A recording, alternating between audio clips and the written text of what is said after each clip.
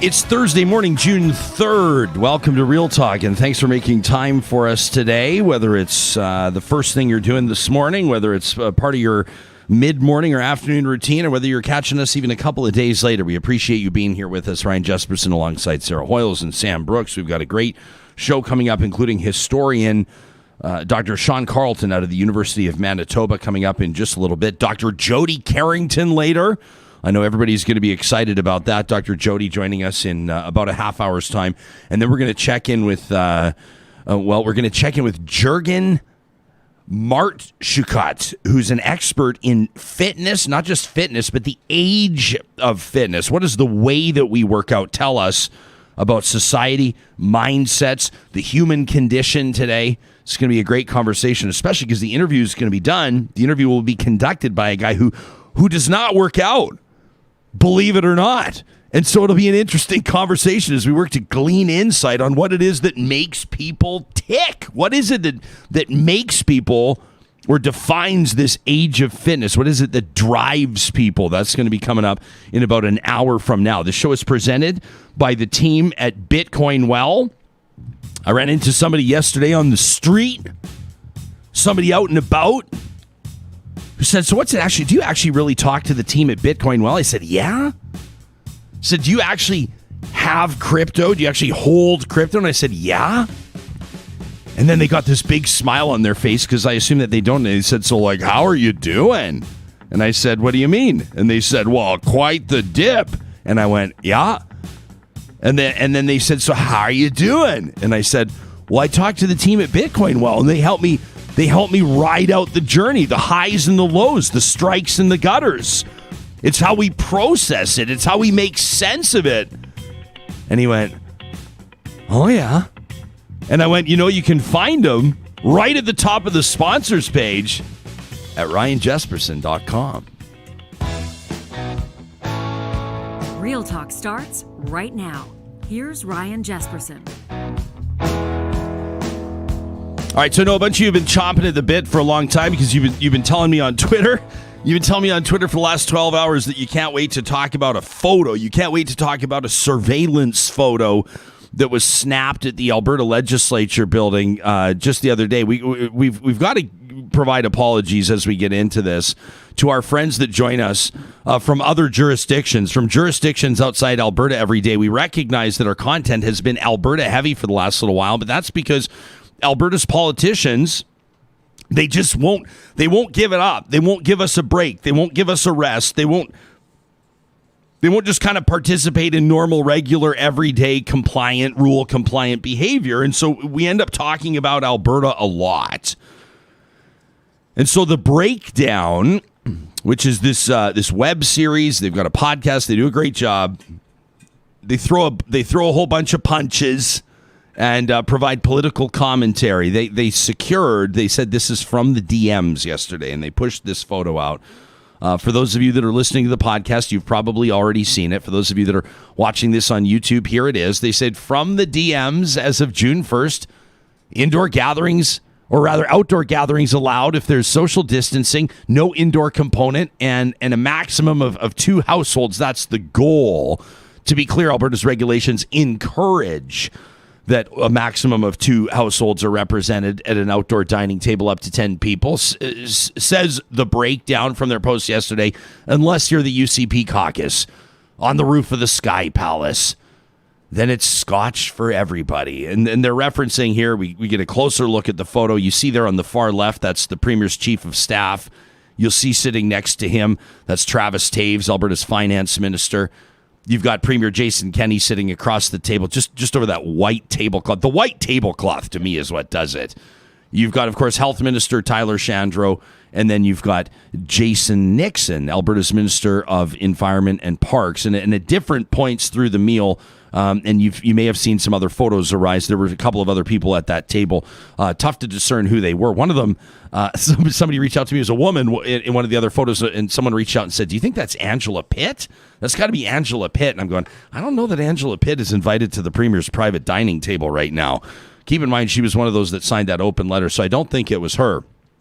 But this is the photo, and it's got a lot of people upset, and I'm looking forward right now. I mean, we're buckled in. We sat down, our 5-point seatbelts all done up, and I've just opened up the live chat, so I'm here to see what those of you are saying. I mean, Stelly speaks for a lot of us on our live chat, but I suspect that Stelly's words might be music to the Premier's ears when Stelly says, "I don't even have the energy to be angry anymore."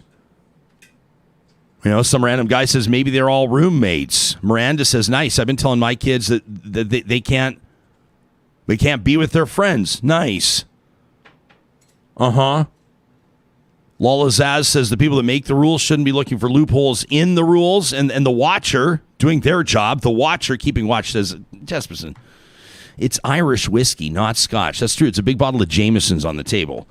It's Jameson's. There's a bottle of Jameson's. There's a couple bottles of red wine. And just to seal it up with a bow, the narrative is made better by the fact that, number one, it's on the patio of the Sky Palace. More on that in just a second. Number two, the white tablecloths. And number three, I don't actually care about the bottle of Jameson's or the wine. There's San Pellegrino on the table. And so in honor this morning here at Real Talk, we ourselves are enjoying the finest chilled carbonated natural spring water out of Italy. Just that taste of what it brings puts a little jump in your step. In all seriousness, you want to know the truth? I don't care. I honestly don't care about this story. I waited about 18 hours to get on Twitter and tell you all that. I don't care. I understand why people care, but you know what? The average person, you know, all of us here, all of us that gather here, and some of you are aghast right now because you're expecting a big monologue. You're expecting me to go off and rip him a new one, the Premier. You're expecting me probably to point out that, you know, they don't think the rules apply to them and that they actually are the political elites.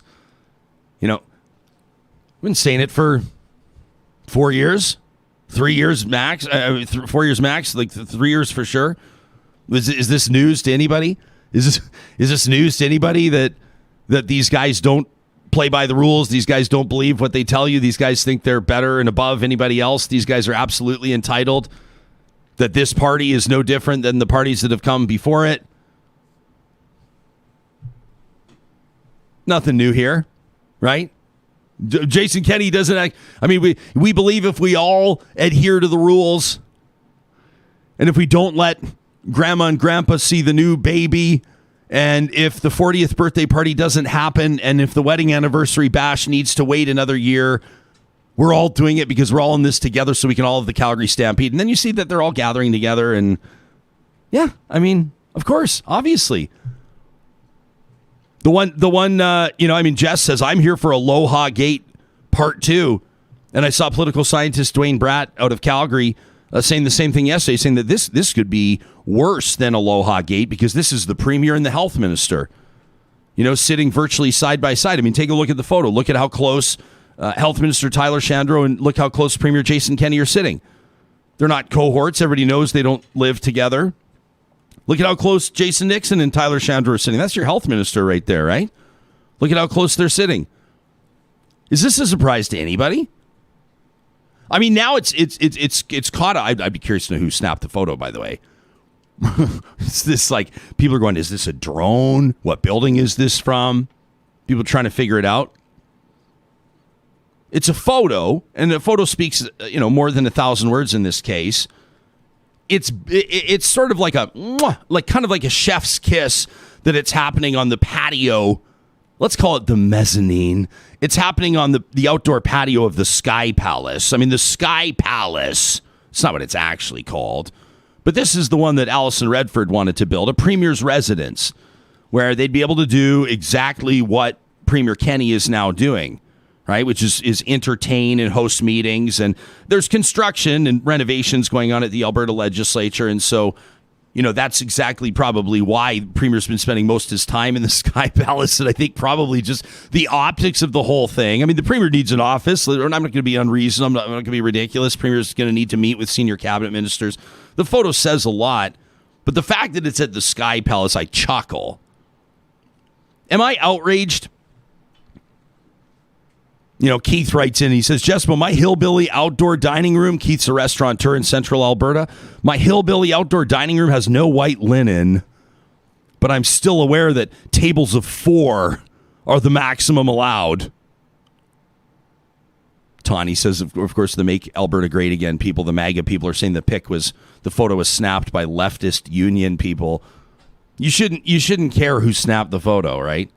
I mean, if it's getting now to the point of, if you're defending these guys, it's just almost like an Indigenous leader said the other day about Jason Kenney's comments about renaming schools. Sad and pathetic. So if you're going to try to defend this, I don't know how you're going to do it, because you're embarrassing yourself now. But do I care about this more than anything else? Am I more angry about this than anything else? No. I've had sort of a sustained outrage for quite some time now. Things like this, I just go, yeah, well. Hey, Jespo, did you see the photo of the premier and the finance minister and the health minister and the parks minister all gathered together, ignoring the rules, drinking wine and drinking Irish whiskey and white linen tablecloths? Like, yeah? Like, surprise to any... Is any of this a surprise to anybody? I mean, you can let me know if you actually care about this. I put it out on my Twitter this morning, just a few minutes ago. I'm looking at it now for the first time. Every morning, at Ryan Jesperson, I let you know who's going to be on the show. To my surprise, I tweeted 12 minutes ago, do you care about Jason Kenney's Sky Palace supper? We've got 243 votes already. 81% of you say it's a big deal. 19% of you say not a big deal. So 4 out of 5 say it's a big deal. You can let me know why. This might be a deal if you were in in my opinion, if you were in a circumstance where you had a political leader that had adhered to the rules, let's say followed the rules in the leadership race for the leadership of their own party to start. A political party leader that wasn't under investigation by the RCMP for allegedly cheating in the leadership race of their party. I mean, this is even just before the election, right? I mean, it's just from the very beginning, it's been... joke after joke after joke after joke. It's almost sort of a Trumpian track record where you realize that the next thing that comes up is going to make you forget about the last thing, right? So everybody's going to be all pissed off and by the way, Jameson's is for a guy, Jason Kenney's got a bit of a reputation as a bit of a drinker, especially lately. Jameson's, you can do so much better than Jameson's. I'm more disappointed in the choice of the bottle than anything else. I guess if Irish whiskey is one thing. I'm more of a Scotch guy, but I can make recommendations. I mean, if you're gonna openly laugh in the face of taxpayers, at least do it with a great single malt, I don't know. I'm thinking of I've got my own personal favorites. I'd hate to impose those on the premier, but the white tablecloths and who cares? People are going to get all worked up over a couple of bottles of wine. He's drinking wine on the taxpayers' dime. And there's far bigger problems. There's far worse theft that's going on from Alberta's taxpayers. There are millions of dollars that are being funneled into the pockets of the friends of the people sitting around this table. I don't need to get distracted and down rabbit holes about 2 bottles of wine. Eyes on the prize. I'm going to be pissed off about the white tablecloths and the Sky Palace and the opulence and the 1% and the fact that Jason Kenney really is one of those Laurentian elites. I've joked for a few years now. I mean, I'll do it for charity. I'll put myself up against it. You put 2 Dodge Rams side by side, make his blue, make mine white, whatever color you want, and we'll have a tire changing contest for charity. Jason Kenney can't change a tire. The guy doesn't know the first thing about pickup trucks, right? The whole thing's been a fraud. I mean, what do you honestly expect me to say about this? What are you expecting? What are you going to tell your friends about this? Honestly, it's par for the course. It's more of the same. Don't forget that maybe one of the reasons why the premier's there taking a load off and having a few drinks after a workday, that's the same day that he stepped up to the podium and defended Sir John A. Macdonald and went to bat for the architects of residential schools in Canada. Tyler Shandro's tie matches. That's how you can kind of fact check it. Minister Shandro, the health minister, was at the podium that same day talking about Alberta's reopening and those types of things, and his tie matches. The same tie he's wearing there on the patio is the same tie he was wearing at the podium. So we know that they're out there, and I've seen some people, this is like, people are treating it like the Zapruder film. You know, people are looking at this, trying to figure out what time of day the photo was taken and when were they drinking. And this, you're getting distracted. I'm sorry. I mean, and maybe you disagree with me, and I'd love to. Maybe this is a huge deal, and the people are going to be outraged about, you know, some guys having charcuterie and wine after a long. I don't think so. More for me is the fact that they're putting back drinks and having a chuckle outside after he's essentially disintegrated the Alberta government's relationship with Indigenous communities and with First Nations, and we're going to be talking about that in just a second. So you can let me know what you think about this. I looked at the photo and I went, Like, the people that have been banging the table for years now are just going to go, well, this is more than anything. This is not a revelation. This is reiterating what people have been saying forever, right? Rules don't apply to these guys. And it's all bullshit. It's all bullshit. Tell us more about the media elites. Tell us more about the political elites. Tell us more about the Laurentian elites. These guys, I mean, the white tablecloth.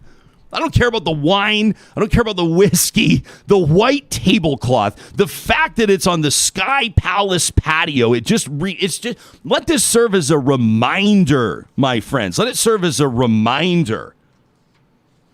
Let's talk about this release from the Confederacy of Treaty 6 First Nations. This is no joke. Grand Chief Okima Vernon Watchmaker, per a release yesterday, quote, appalled by the statements of Premier Kenney. This is on letterhead. This is not, he didn't say this to somebody in passing while they're out mowing their lawn. This is a release on letterhead from the Confederacy of Treaty 6 First Nations. This is not a joke. Focusing in on the Premier's statements, Grand Chief Watchmaker said, quote, the Premier's diatribe was particularly insensitive. This is the Premier whining about cancel culture, whining about people trying to cancel Sir John A. Macdonald.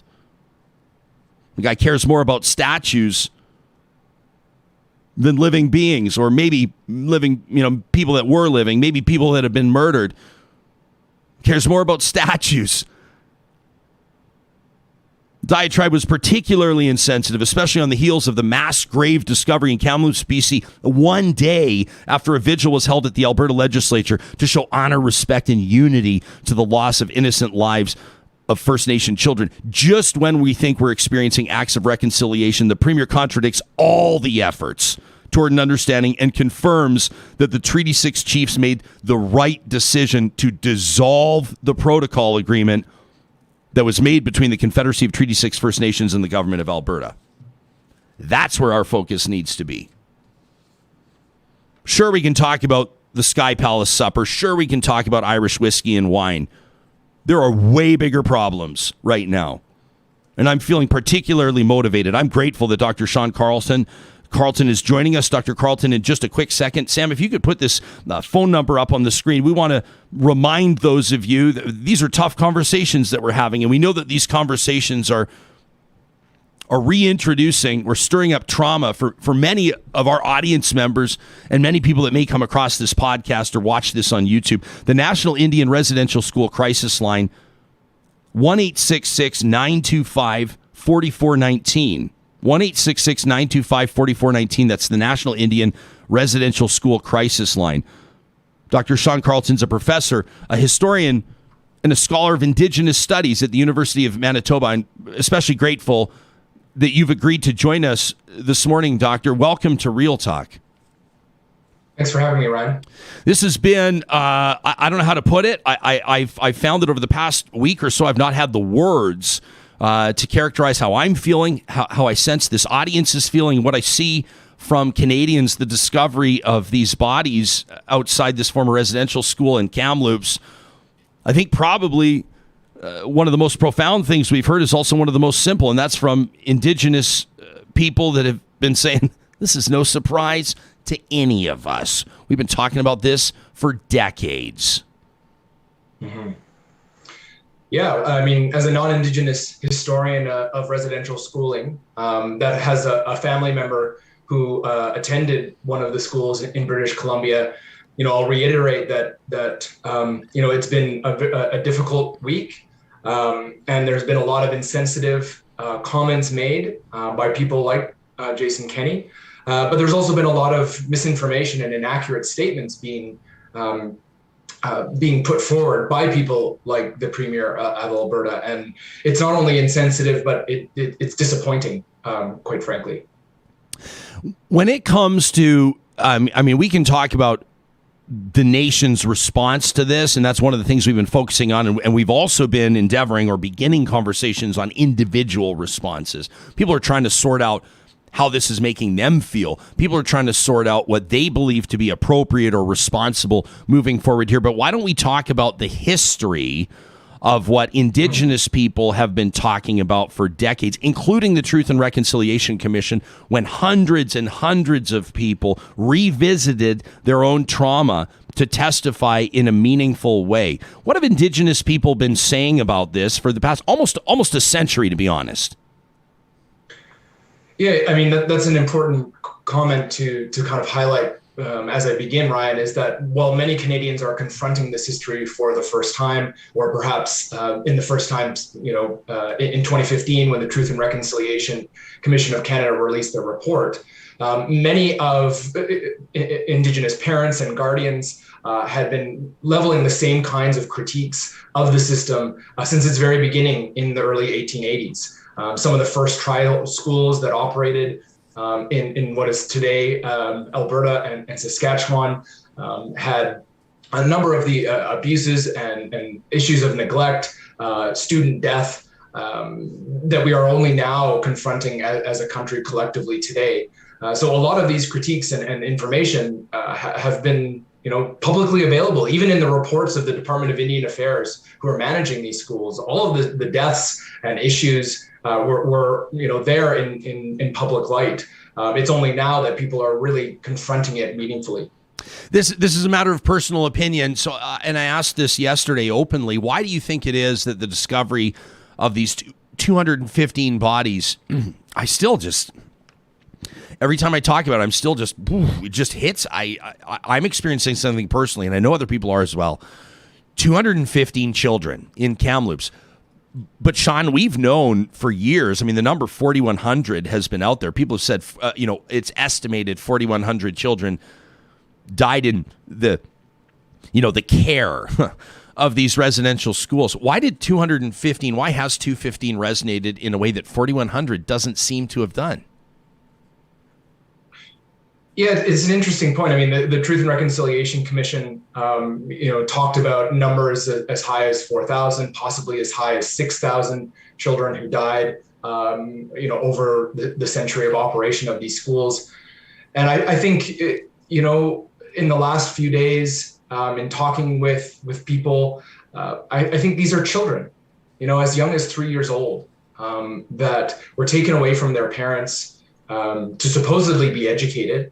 And end up dying in these institutions, and they're children, right? And I think you can't ignore mass graves. I think when the Truth and Reconciliation Commission report came out, there was a lot of information, 94 calls to action, 6,000 pages of information. It was a lot, I think, for people to digest, particularly on a subject that many Canadians would prefer to not acknowledge and confront. But 215 children buried in an unmarked mass grave is horrific. It's I think the tangible aspect of genocide, when genocide is talked about in the abstract, it can be hard to really understand. But I think, dead children, it buried in a mass grave, I think has brought up a lot of emotions for many different people who you can't ignore that. And I think that's what we've been reckoning with over the past week. The irrefutable evidence of that genocide, the tangible evidence of that genocide. Irrefutable evidence. That's it. Right? We had this conversation. As a matter of fact, I was talking a couple of days ago to Jagmeet Singh, and I said to him, I said, and I don't see eye to eye with Jagmeet Singh on everything. That's irrelevant in this case. I said to him, when the debate in my mind over whether or not this was genocide, I remember that. I remember hosting a radio, an AM talk radio show the morning that the Truth and Reconciliation report came out, these recommendations, these calls to action. And I remember a big one was genocide. And was the prime minister going to use the word genocide? And everybody wondered, was it? And I said to Jagmeet the other day, quite frankly, in my mind, that debate is settled. I'm not willing to have that debate anymore. When you're killing kids, when you're murdering kids, sexually abusing, raping, and murdering kids, and burying them in unmarked graves on school grounds, I mean, to me, I'm not willing to have the conversation anymore. I'm not willing to have that debate anymore. And quite frankly, personally, this is my position. I'm going to quite harshly judge people that insist on debating that anymore. But people want to have confidence that there's strong, empathetic, competent leadership. And right now, there's big questions in Alberta. The premier's speechwriter who recently resigned, he retired, Paul Bunner, talking about this bogus genocide narrative. The author of Alberta's social studies curriculum, Chris Champion, via his Dorchester review, even just this past week, trolling people online, talking about the politics and the cashola of the Truth and Reconciliation Commission. Premier Jason Kenney himself tweeting about how, Canada's first Prime Minister, Sir John A. Macdonald, quote, took positions on issues at the time that we now judge harshly. You publicly pushed back on Alberta's Premier's characterization of that. Why was that? Take us into this. Right. Well, I mean, Canada has a residential school denialism problem in the sense that for over 100 years, officials in the church and the government have always wanted to represent residential schooling as being a well-intentioned, benevolent, even humanitarian enterprise. And Indigenous parents and guardians have been pushing back against that narrative from the beginning. And non-Indigenous people have also been pushing back on that. In 1907, the Department of Indian Affairs own medical officer investigated schools in Western Canada and noted the high rates of student death, poor nutrition, poor sanitation that was leading to an exorbitant amount of student death in the schools, and asked for immediate reform. And Dr. Peter Bryce's report was subsequently ignored, and the residential school system continued on for until 1996. And now that the school system is over and Canadians, are really confronting this history in a collective way for the first time, you see people like Paul Bunner, Chris Champion, Jason Kenney, Aaron O'Toole, Senator Lynn Bayek, and a number of different figures trying to change the narrative. They're trying to use residential school denialism, which is not the outright denial that the system existed, but that the evidence of the Truth and Reconciliation Commission is overblown, it's not balanced, it's being done for political reasons. It's sort of like climate change denialism, right? It's an attempt to try and shift the conversation away, from actually grappling with the truth of what's going on and using that for political reasons, like Jason Kenney's comments, right? That, if we're going to cancel John A. Macdonald, then we need to cancel all of these other people. That's whataboutism, right? That's an attempt to distract attention away from confronting the fact that Canadians have celebrated uncritically the architects of that residential school system, be it John A. Macdonald or in Alberta, Sir Hector Louis Langevin has been a controversial figure who supported Macdonald's setting up of the school and played a role in consulting with a number of different church officials like Bishop Grandin, for example, who's also come under close scrutiny. And all of this really is an attempt to protect a lot of conservative politicians who were involved in the beginning of the system, as well as to conflate commemoration and history. That, to me, as a historian, is the most insulting part of all of this, is that, Jason Kenney basically doesn't understand how history works. He's conflating commemoration, that is, the naming of statues or school names or the erection of statues. That's a commemoration.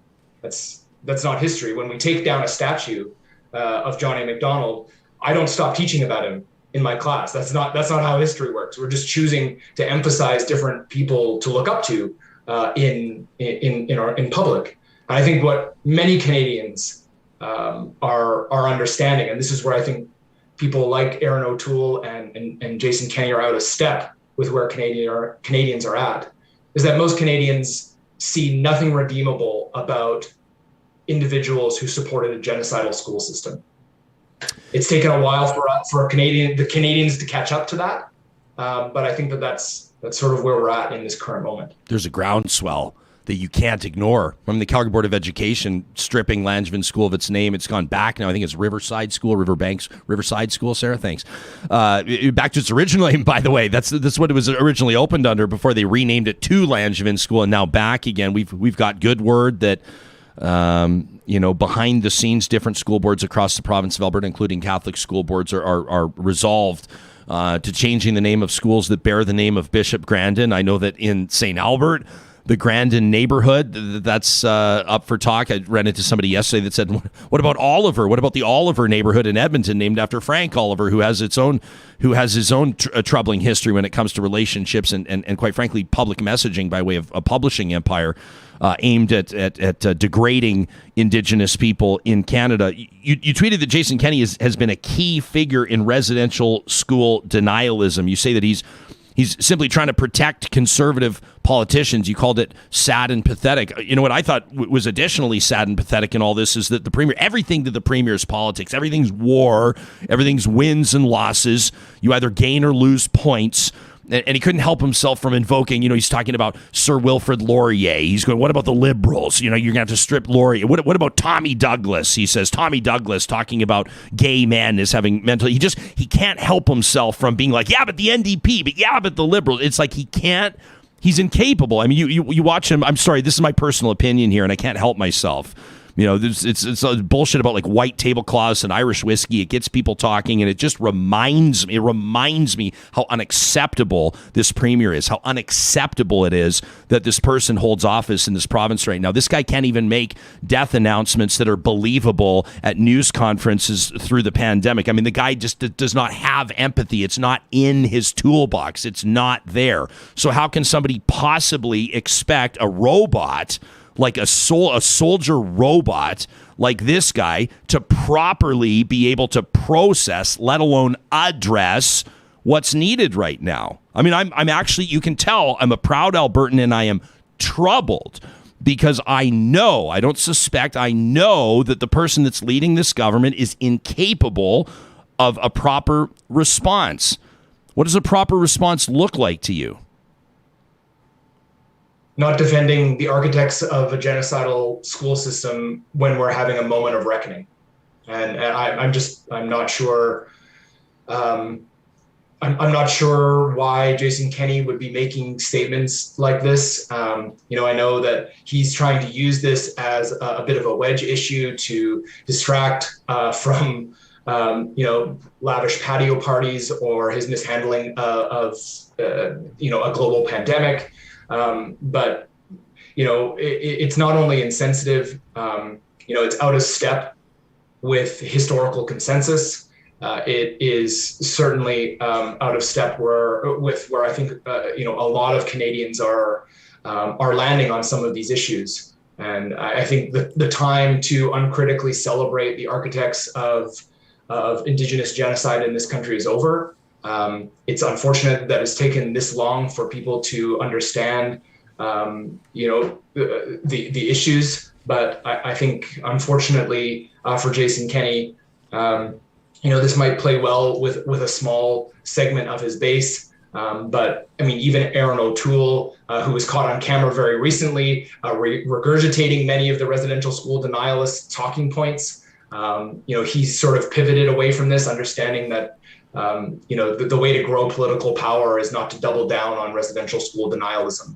Sean, can you can you school us here? Can you give us like a checklist of residential school denialism talking points? What are they? The children's parents wanted them to be there.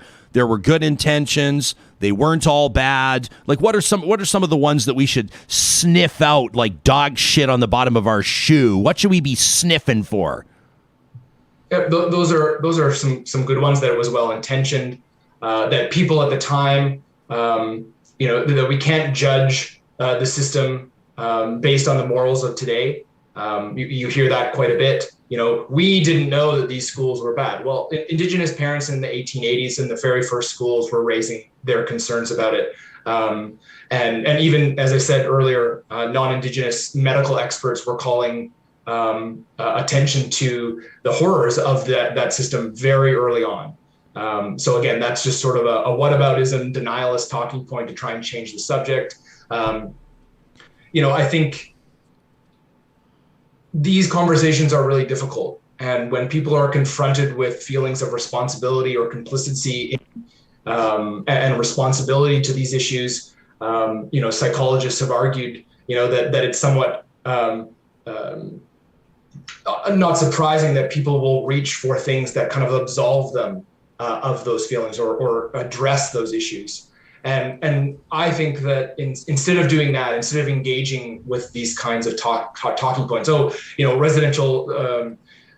residential school survivors is a loaded term that, we really need to balance the good and the bad. It's like, I think there are some Indigenous people who have talked about their positive experiences, but we need to understand those positive experiences on a personal level and operating within a genocidal school system. Whether you learned how to play the piano doesn't negate the fact that you were taking away from your family, you were forced to speak other language, that you had to endure a lot of these different issues. And I think that people who engage in denialism are doing so for very particular reasons.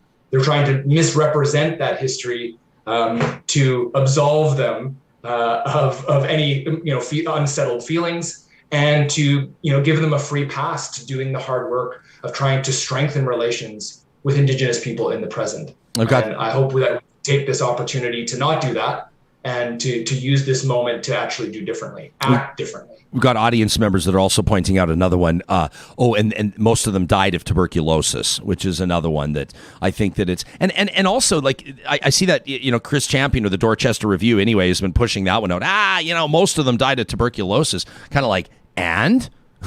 And where did they contract that tuberculosis? Where did they contract tuberculosis? Who was protecting them? And also, what the fuck, man? Like, we found 200 kids dead outside of school. Oh, don't worry, it was just tuberculosis. Oh, good. I thought it was something else, but as long as it was just tuberculosis, like, what? Yeah, Ryan, just quickly, I know you need to move on to the next guest, but that in particular was so repugnant, right? That CB Champion, who is helping Kenny draft the Alberta curriculum, outrageously, right, is trolling dead Indigenous children found in a mass grave, right, saying, oh, well, they died of tuberculosis. Yeah, they did so at a rate much higher than the population anywhere else because they were confined in residential schools against their will. Like, I think that this is a moment where that kind of public response is always inappropriate. But I think, Kenny and Champion and others who engage in those talking points, we need to discredit and not give space to that. And, shame on the National Post for publishing Jason Kenney's comments in this moment after on, the weekend where they, tweeted out empathy for the Kamloops Secwepemc First Nation and the people grappling with this. Shame on them. This needs to stop. Well, I mean, yeah, but the National Post has been given a platform to Conrad Black to spew his racist bullshit for a long time, so I don't think we should be surprised. You're right, I do have to go because we're going to check in with somebody that's going to give us some tools.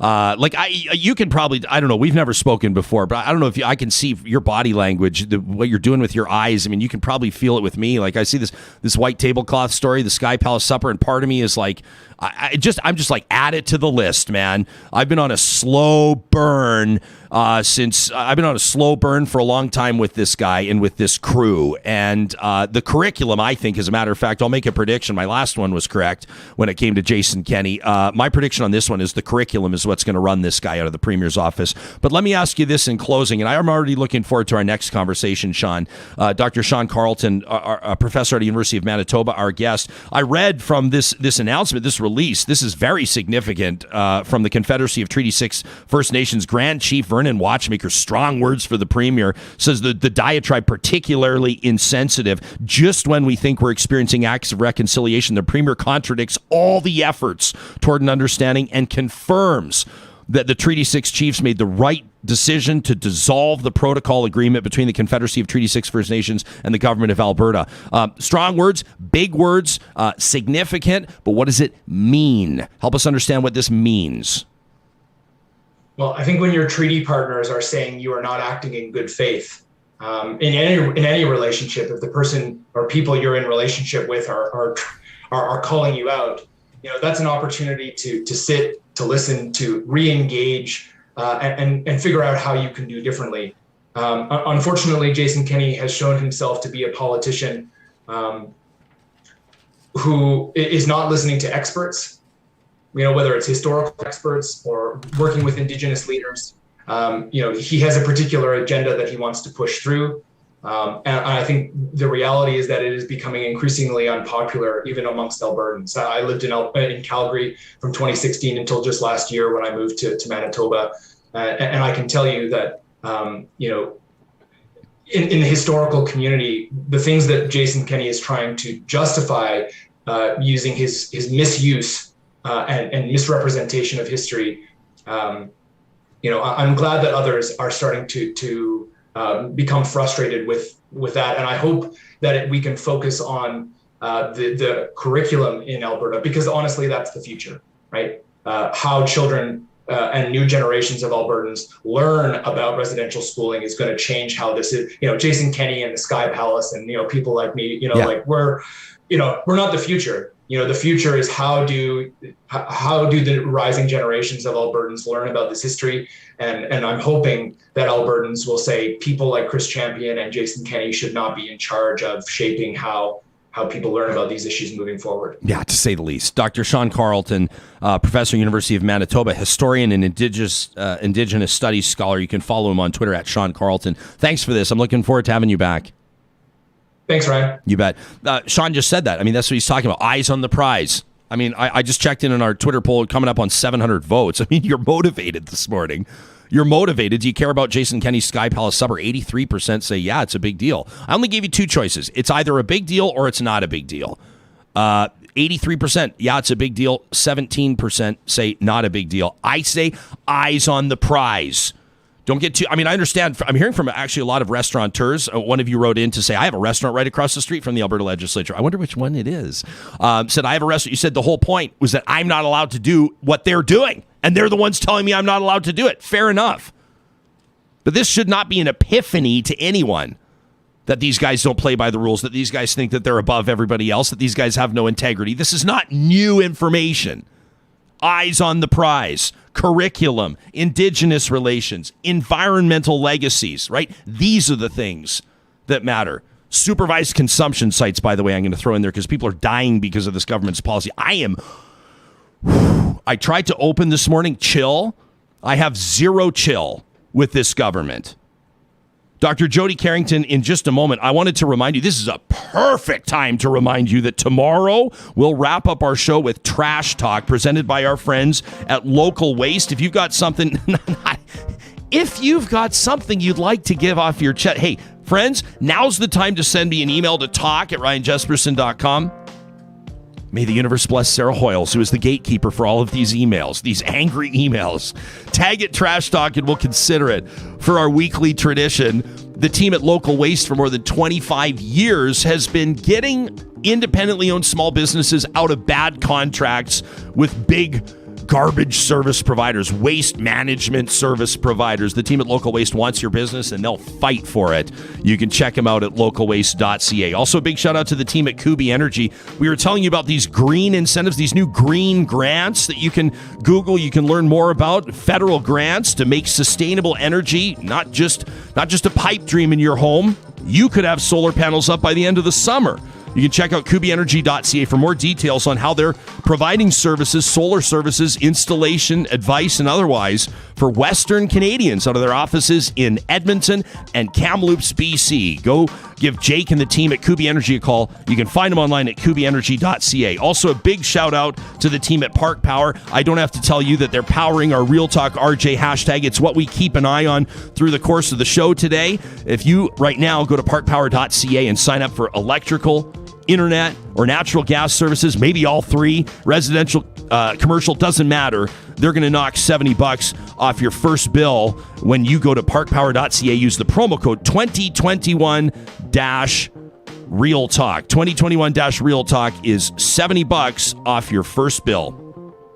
Dr. Jody Carrington is, well, quite frankly, a legend.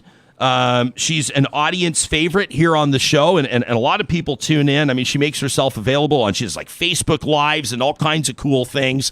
She's got a smile that warms a room. She's got a confidence that just infuses itself into conversation that even though I've got this slow burn, I got this fire in my belly, I know that Dr. Jody is going to be able to sort it out for me and help me chill out, help me find some perspective. Or maybe are you just going to tell me to just keep feeling it? Yes, Bo! Here's what we need today. We need all of you and all of that fucking energy, because it is so raw. Okay. And it is so real, and it is so time. It is time, because you want to know what? Our babies are watching. Yep. And we got to show them how to do it. And I am so grateful to be alive in this season, because it is so easy in my position of privilege to be able to leave a legacy. And what it means is we amplify and we listen, and then we talk. We listen, we amplify, and then we talk, in that order and on repeat. Now, look at me. Jespo, whoa, just a second before we step into this, because I want the best of you in this moment. Okay? I commit. Because now it's my show. I don't know if you remember this, but when we do this, it turns into my show, because I'm practicing. You have the reins for 30 minutes. Together. They're yours. The wagon is yours. Oh my God. Okay, I want you and this province and our listeners to just do this great, big, deep fucking breath. Like as big as you can do it in this moment. I need to see Ryan's face. Can you give me back to him? Thank you. Big, big, big. Okay, so right now, relax your jaw. Good. Drop the tongue from the roof of your mouth. Everybody who's listening, I need you to do that for me. Okay. And wiggle your toes. Mm-hmm. Now, that from this position is how we shift multiple generations of abuse, neglect, and trauma from that position. Because when I'm in a place of fight, or freeze, I'm going to continue to do what's already been done. I need to have my clear head and my clear heart, and I need to say, let's fucking dance from a position there. Do you understand the difference? I'm with you to learn to understand it. But hey, let me say this, because when you said relax your jaw, I felt that it was tense, and I did. And then you go take your tongue from the top of your roof of your mouth, and I go, yeah, there it was. It was pressed right up there. And actually, when you said wiggle your toes, my toes are actually clenched. Like I'm actually feeling, yeah. So you're reading my mail, Doc. So I'm with you there. Yeah. So there's kind of a tension. So let me tell you more about that. Yeah. There's a tension. Oh my goodness. And I'm so grateful for that tension, because we fucking need it right now. Let's just be clear. We have been, as a community, in this, first world country that we're in right now, in a heightened state of arousal for 15 months. Okay.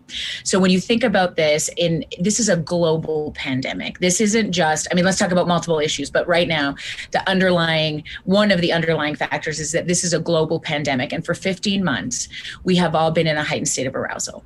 So I want you to imagine, as a dad, when you watch a kid in a temper tantrum in context, for 4 hours, that baby boy is in a temper tantrum.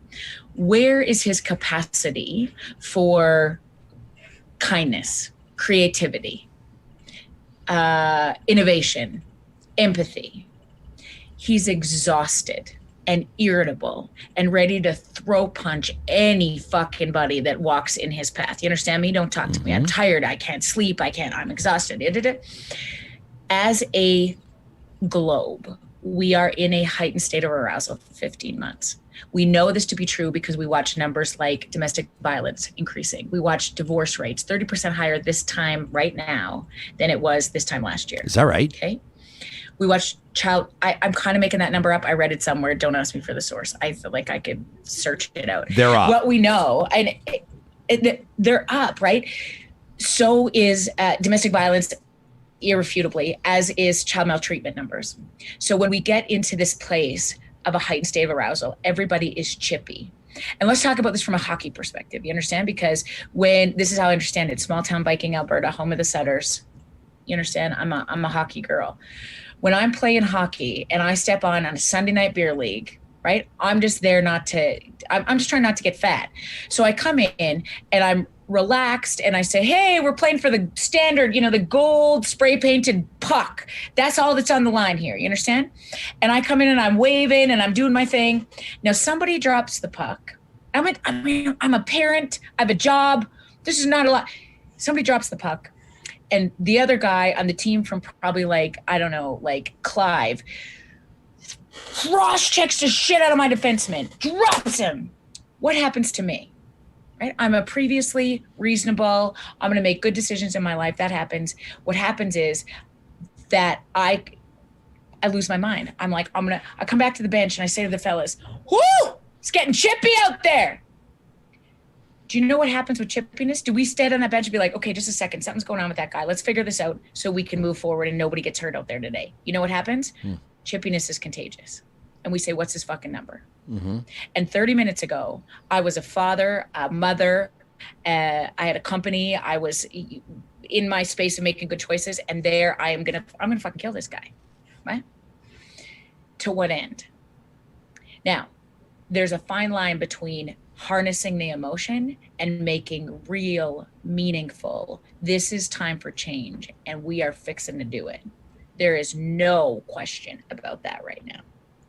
We are in a heightened state of arousal for 15 months across the globe. This isn't like, we've got to stay sane and some of us are fighting the fires in Fort McMurray. Okay, we got it. Let's send the Red Cross to this tsunami. Like, as a globe, everybody's in a heightened state of arousal. And we are stepping into a beautiful season where we're going to make huge systemic changes. And what I want us to think about is how can we support each other in this process to stay as regulated as possible? It's going to be a fine line to be able to actually move the needle, not just a bit, but to actually create change where I'm going to say, does that make sense? Yeah. And what you're talking about resonates, and I do agree with you that chippiness is contagious, and I do agree with you that everybody's tightly wound. I mean, we're talking politics today, a little bit. There's this photo, as you know, the premier, and people are ticked off, and that I'm more pissed off about his comments about Sir John A. Macdonald. I'm more pissed off, quite frankly, just about how he's been governing since the beginning. I'm pissed off about how he got the job. I'm pissed off about a bunch of things. And then he'll probably, he would write it off because he'd find some way to make it about angry lefties and this, that, and the other. But I don't really care what he thinks. I don't care what the premier thinks. It's not all about the premier either. I mean, right now you've got a nation that's distraught. You've got, we have Indigenous people in Canada that are being forced right now to revisit their own trauma. We've got Indigenous people, I would imagine, right now that are, in some circumstances, maybe grateful that that non-Indigenous Canadians are waking up to the reality of our residential schools. But I would imagine a whole bunch of them are also really, really disappointed and hurt and insulted that nobody seemed to care when they stood in front of tribunals and commissions and shared their truth. And so if I'm going to ask you all these questions, what do you tell these people that are trying? I mean, like, where do we begin? I mean, one of the things that we as a team, we're like, we need to reach out to Dr. Jody. We're covering this from many different angles. I mean, we're going to be talking about fitness and health and wellness a little bit later on in the show. And you might say, well, that's a bit of a weird segue. I don't think so.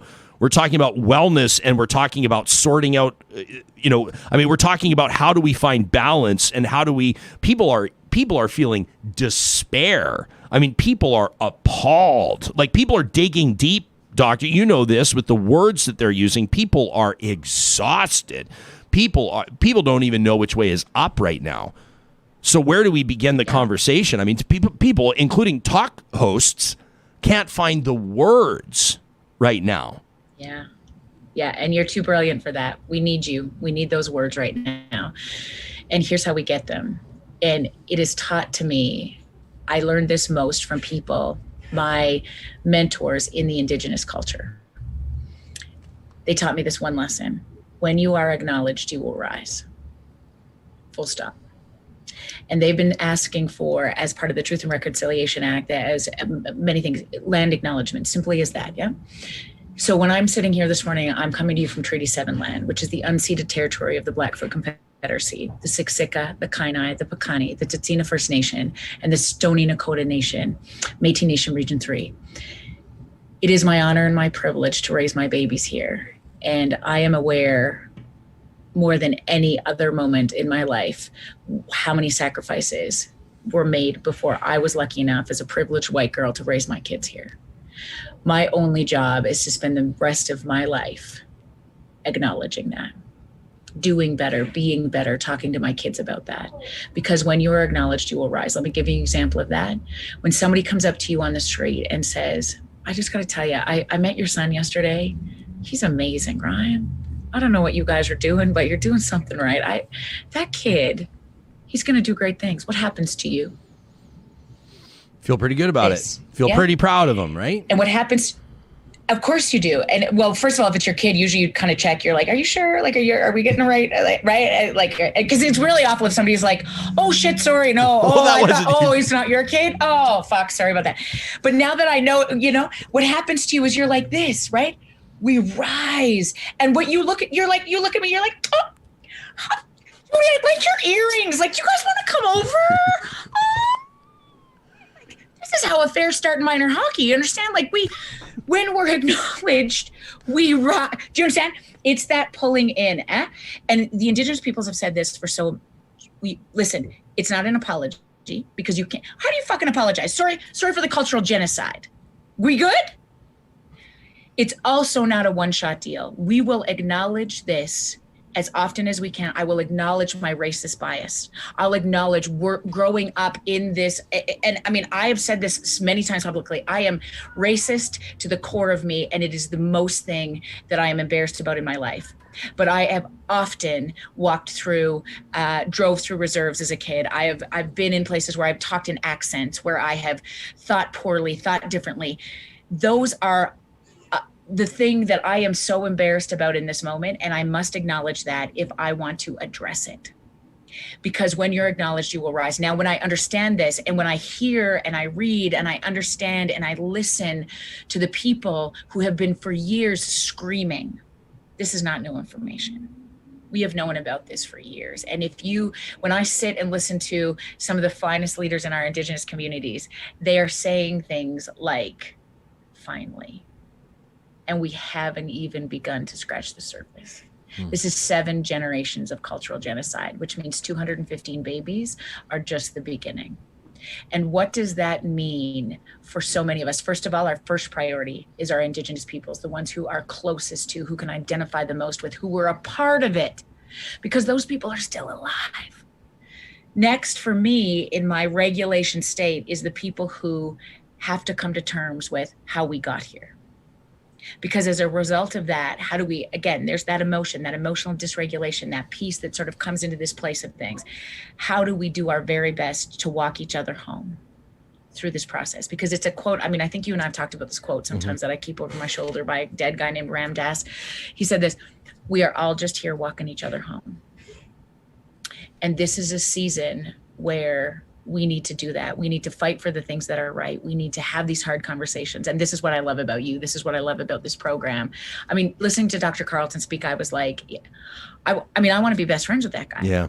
Isn't he brilliant? Well, I find a new best friend every day on the show, but yeah, I mean, Well, that's what's amazing about you, though.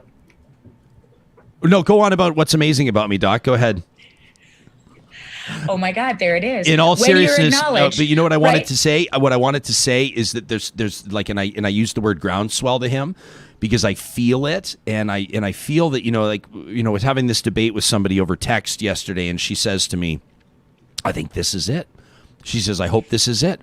She's I mean, what words am I going to use? Mortified, appalled, disgraced. I mean, like all the words. She's feeling what every person that's watching us live and every person that downloads this later and your nation of followers, Doc, and the real talkers and what everybody's feeling is they don't know which way is up. But she said, I hope that these 215 babies, that this is it. That this is when some people will stop rolling their eyes at land acknowledgements at fundraisers. That this is when people will start understanding why it's important to actually make reconciliation meaningful, why we're renaming things, why we're talking. Like, I hope this is it, and I feel like it is. But we have fleeting attention spans, right? That's what I was saying earlier today. Don't get too angry. I mean, no one should be surprised about the premier and all his buddies hanging out, in close proximity, breaking their own rules with white tablecloths in the Sky Palace. That you get angry all you want. Get more angry about what he said right before he sat down to drink that bottle of Jameson's. What he said about Sir John A. Macdonald and reconciliation and Canada's relationship with Indigenous people. Get more angry about that. And I feel like there's this kind of groundswell right now. It's not just to do with this, though. I mean, Lorne is watching. He says, I'm upset and confused how the premier's grassroots are defending his actions. Nancy says, I'm a hothead. Nancy says, I've been advocating for disabled kids through a pandemic. I have full on. She says, I feel like I've driven 100 miles an hour into a brick wall. She says, I am a chippy mama here for sure.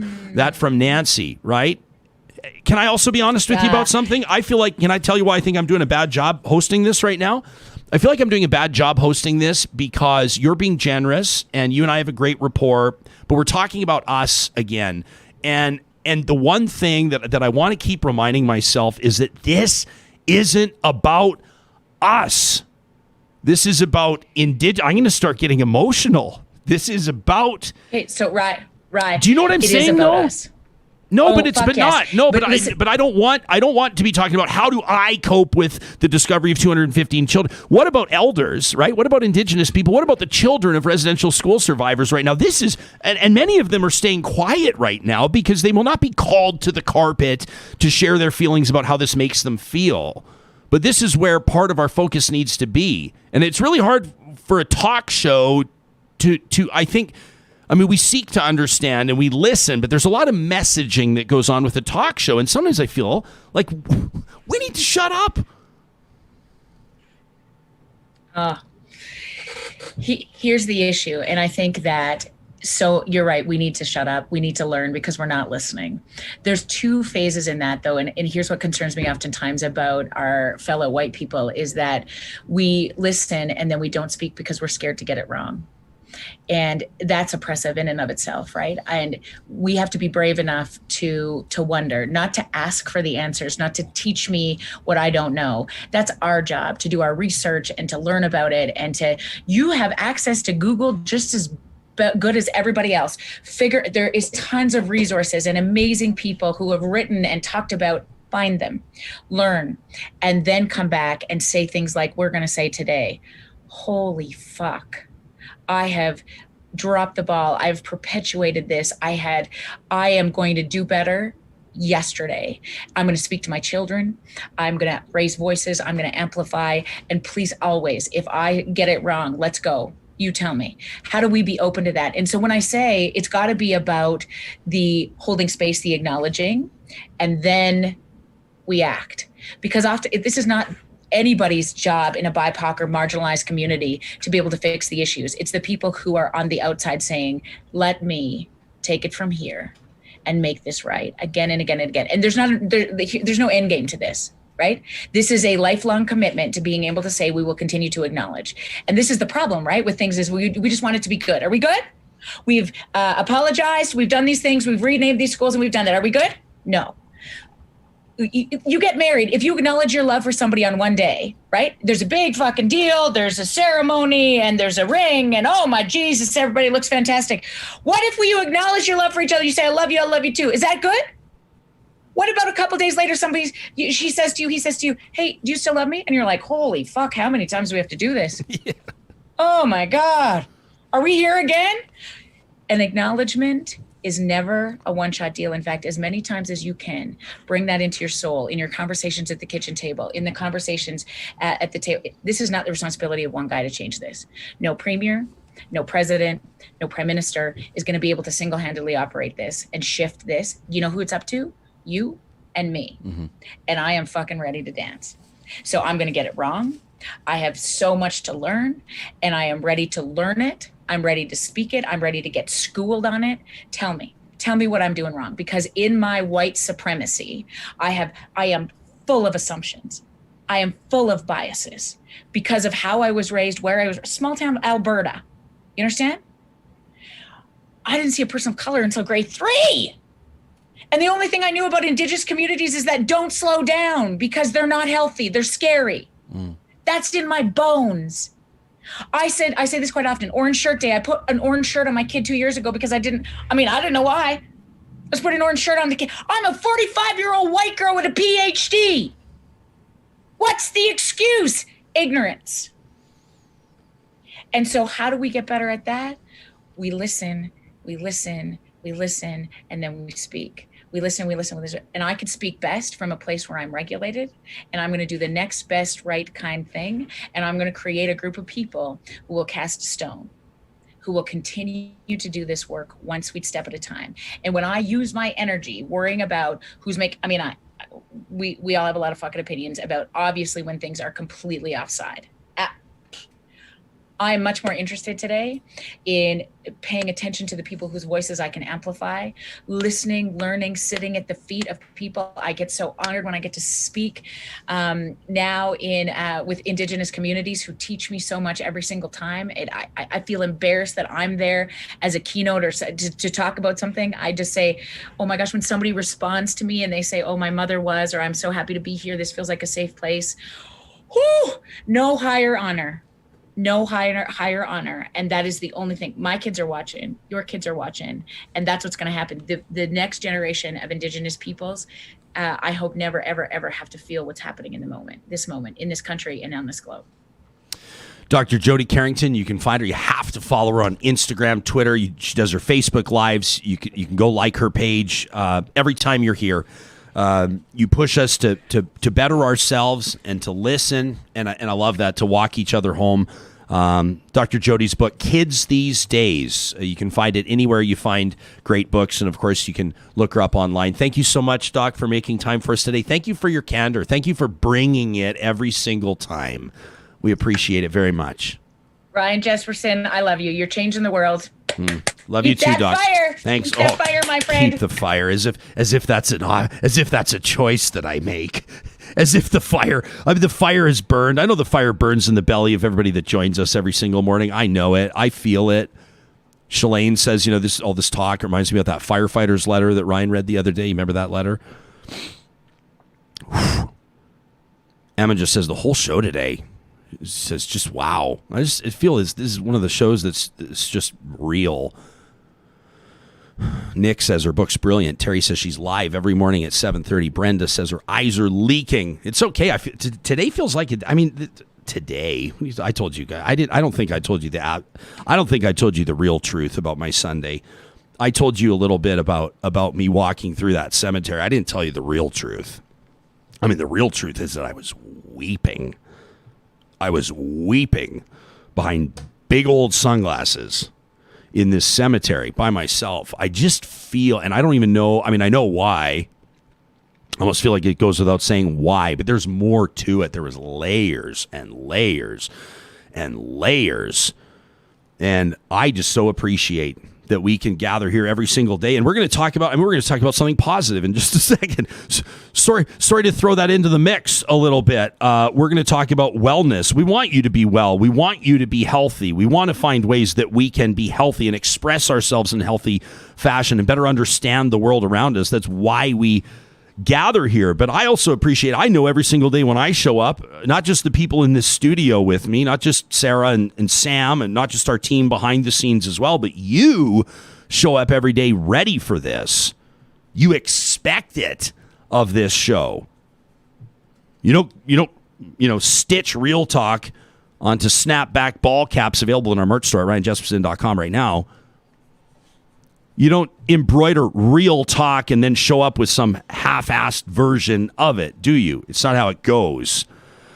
In just a second, we're going to be talking about the so-called age of fitness. We're also going to leave some time to get to the emails that you've been sending us, including emails that are coming in during the show while we're live. Sarah's keeping an eye on the inbox. talk@ryanjesperson.com is where you can find us. I want to remind you that the Dairy Queens of Northwest Edmonton and Sherwood Park, the Dairy Queens in Palisades, Nemeo, Newcastle, Westmount, Y Gardens, and Baseline Road want to thank you for shattering all Peanut Buster Parfait sales records.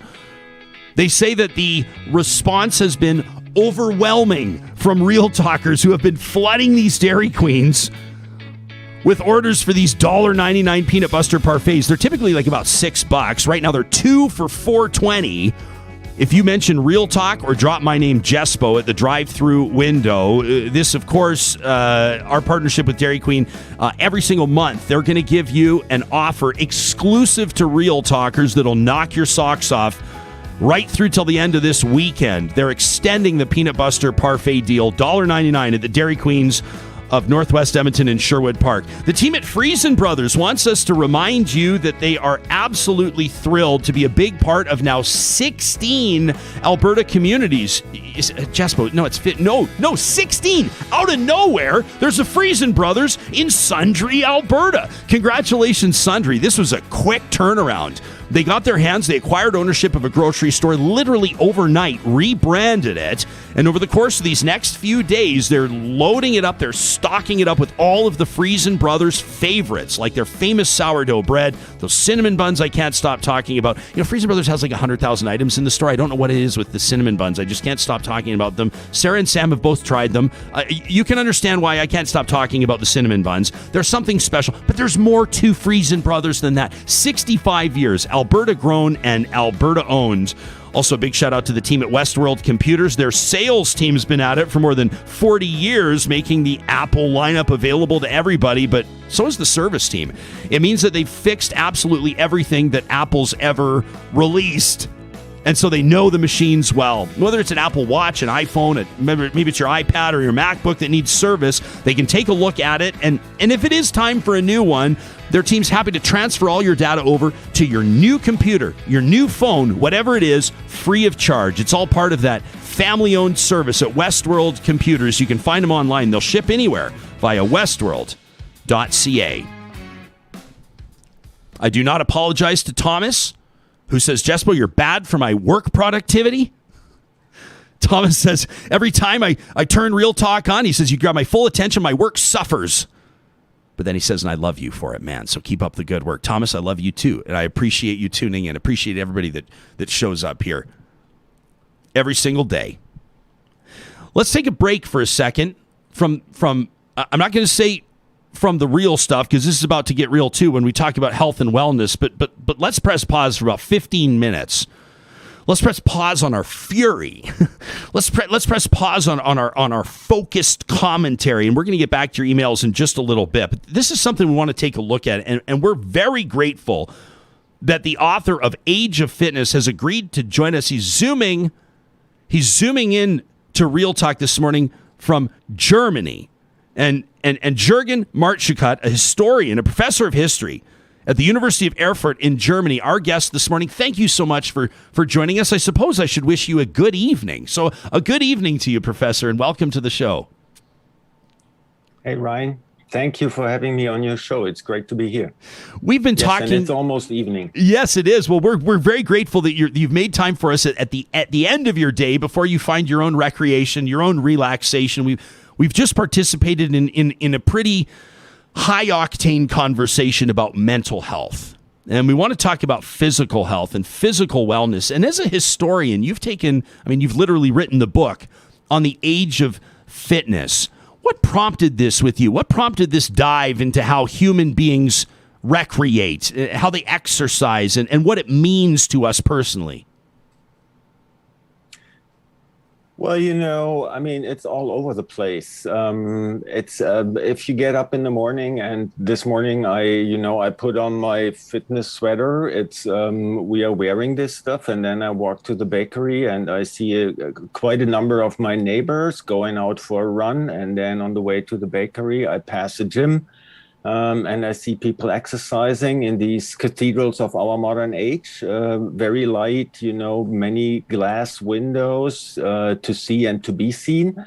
And, then I walk into the bakery and I can buy fitness whole grain bread and all sorts of stuff that is supposed to make me healthy. So I think, if we live with open eyes, we see that fitness is all over the place. And as a historian, I was interested where this comes from. And that's how I started my research on fitness. How far do you go back? I mean, we know, I think, whether or not the Greeks invented the Olympics, at least they hosted the first ones. We know that there was, I would imagine, versions of competitive sport in nearly every culture for millennia. So how far back did you go? I have, let's say, two different time periods. My claim is that we live in the age of fitness, and that's the recent half century, like the 1970s to the 2020s to today. But sometimes I go back to the 18th century, to the Age of Enlightenment, when this idea of the free individual, which sort of, has the right and the liberty to pursue happiness and strive for wealth and success was invented. I go to the 19th century when Darwinism became pretty important, and the idea of competition and the survival of the fittest, which is really important for this concept of fitness. And this sort of, I think, climaxes in the recent half century. And that's the major time period I look at. I know this is going to catch our audience's attention because this is the first time when we were reading up and preparing for this interview. I've never had a conversation before with anybody that connects fitness and neoliberalism. How do the two intertwine? How does this make sense? Okay, in the 1970s and with neoliberalism, there's a really strong focus on the market and on competition as, let's call it, the best organizing principles for societies. And this requires that human actors themselves, they get ready to compete and succeed on markets. And that demands what we call a certain type of subjectivity, and this is an enterprising self, someone who's constantly working on oneself, who improves one's personality and one's body, and you might say that the body in the age of neoliberalism is something like our bioshare. It has to be lean, fast, flexible, healthy. To succeed, and that's a really normative ideal. And I'm also very much interested in these in the mechanisms of power and how this includes people who can participate in society to a greater extent, but also to the creation of people who are more or less marginalized because of their body shape. So there's a lot of stigma here. Is that something? I mean, it's been interesting. I understand it's such a surface level, so I would need your insight here. But my understanding is that even the way that we have perceived body types, for example, somebody that, for example, might qualify as obese, or somebody that might qualify as malnourished or underweight, may have been perceived different throughout history. One sort of classic example, maybe a lazy example, maybe it's a poor example, I don't know. But back in the day, when obesity to a certain degree would have been an indicator of wealth, for example, yes, as opposed to now where people would oftentimes, I would imagine, find themselves subject to discrimination based on certain body types. I would imagine you have some insight there.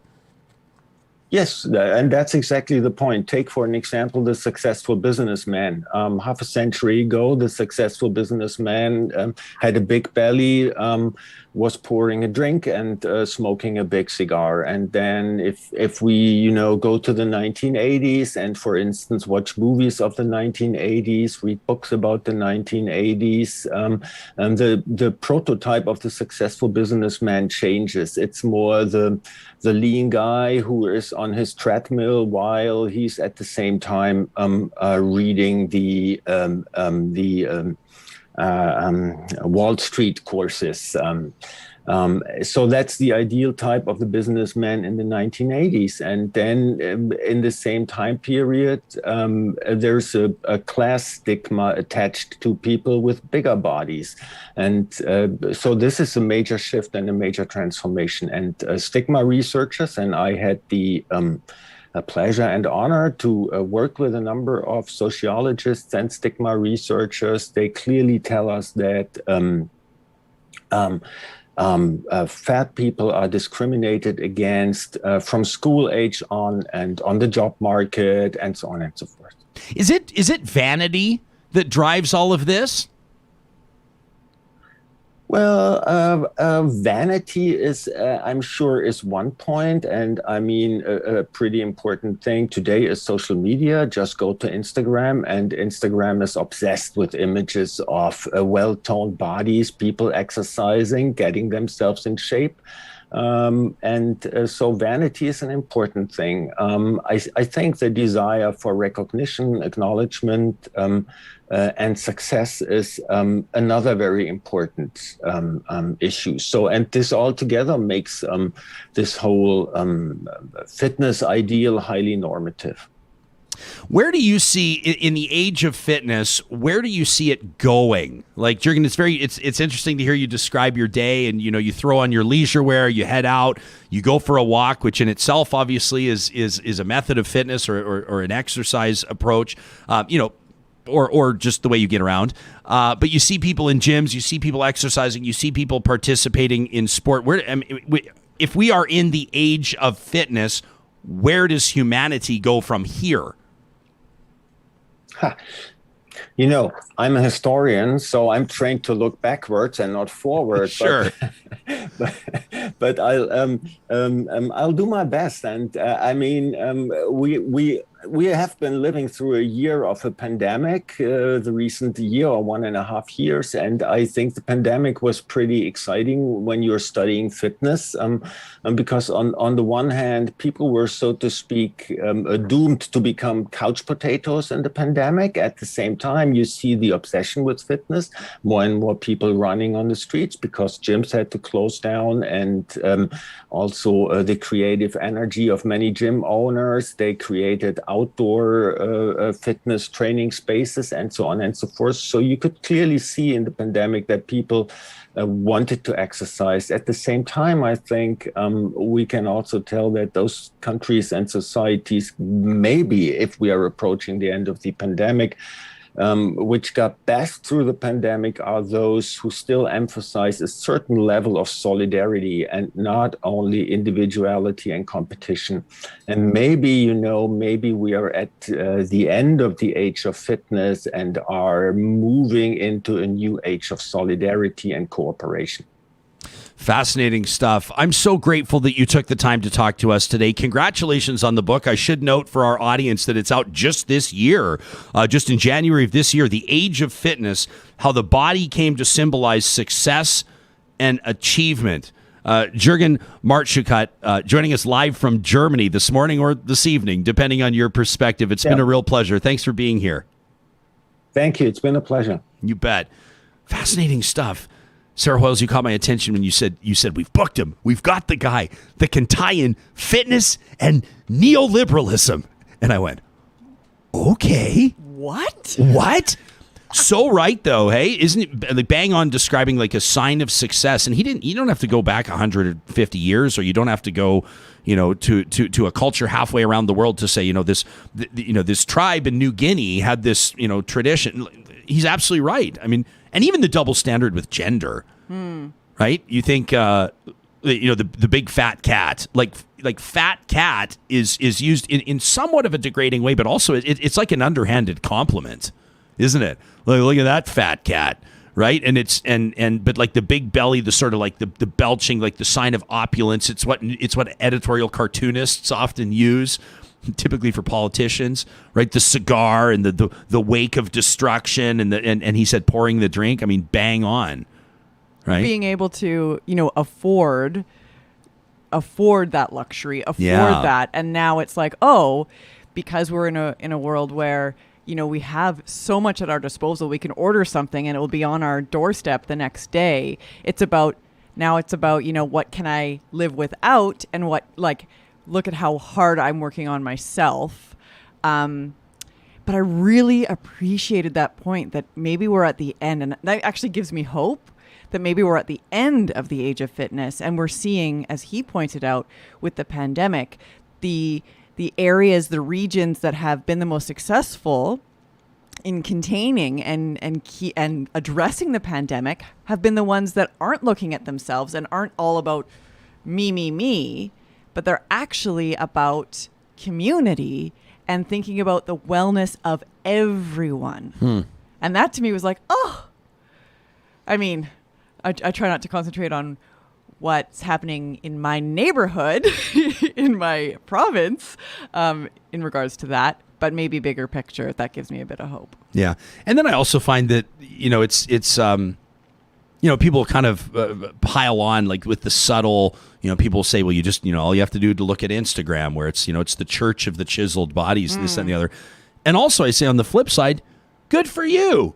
If that's your thing, good for you. I mean, there's friends of mine that are, they look like Greek gods, and good for them. They've worked for it, and that's their thing. That's not my thing. We all take our shirts off when we're fishing on our summer trips. I'm cut like a bag of milk, as one of my buddies let me know. But guess who has the most fun? Also this guy, right? These are choices. I'm not advocating for unhealthy lifestyles. I think that that's a very subjective term, health or unhealthy lifestyles. I also, more power to people that post their exercises and their workouts on social media. A lot of people, that's how they find accountability. That's how they celebrate their success. They're proud of themselves. For a lot of people, there's been transformations. And for those of you that don't give a rip about any of this, good for you too. But I think that's the exact point, is the idea that it's like the body is the thing that we have control over. And so we will manipulate it and do what we want to with it. I mean, it is us as well. I don't mean to objectify the body, but I mean, if someone is committed in doing that and wanting to have that ripped, toned, washboard stomach or not, dad bod, heck yeah, then so be it. But it's that individualism. It's that ability, the independence, the freedom to do what you want with your body. I mean, it's like masks, Don't tell people what to do. This is a free society, so I get to do with my body what I want. Do you think you're going to wear a mask after mask regulations are lifted? Do you see yourself wearing that, or maybe in certain circumstances? Maybe if you feel like you have the sniffles, do you think if I have the sniffles, I hope that I do. Do you think you'll still have masks in regular rotation in 3 years? I don't know if they'll be on my my rear view mirror like they are right now. But I don't think I'm going to be turfing them. I don't think I'll be throwing them out. Sam, you think 3 years from now, you're I want to sort of note for the two of you, although I know you're both going to say, well, obviously, but I was going to say the two of you are you're diligent with your masks. And I've noted that. I mean, Sam, it's going to be bad for the microphone, so don't do it. I know you want to be funny and talk with your mask on, but do you think 3 years from now you're going to be wearing a mask? I mean, in Asian cultures, if you get the sniffles, you put a mask on, and that's just been normal for decades. Yeah. And I'm hoping that we over on this side of the pond adopt that, because I actually think that it's just good practice. It's good practice to not be breathing on people. Part of me in the back of my head was just like, I bought all these masks. Now I've got a really good collection of shop masks at the very least if I need them. But I'm with Sarah. I'm hoping that it becomes culturally normal. I hope. The other thing that I think it's already culturally normal. That's the point. Culturally normal beyond pandemic world. Yeah, I can't see anyone, if I'm in a big box store, if I'm at Friesen Brothers, one of their 16 locations across Alberta, and I see somebody 3 years from now wearing a mask, I will not look twice. Wouldn't even resonate. As a matter of fact, I snapped a photo the other day. We went to there's a farmer's market kind of near our house, and bless everybody that's been doing everything they can to try to keep afloat. And I understand that for some people there's some anxiety as there are returns to some form of normal. I need to find a better word than that, but the post-pandemic recovery and all these types of things. And I looked, and I took a photo on my phone. There's nothing spectacular about the photo. It's just a wide shot, a fisheye lens shot of the farmers market. But what struck me was that in 5 years, I'm going to look back on this, and every single person's wearing a mask. Like, you look back to the photos of 1918 or 1919, Spanish flu, things like that, and they're time stamped by the mask. Right. And you see like what masks looked like 100 years ago and how everybody was wearing them and all these types of things. And we're going to look back, and it's this period in our history where, there's I don't want to say the number. I don't know how many people were at the farmers market. They were all distanced. Everyone was compliant, et cetera, et cetera.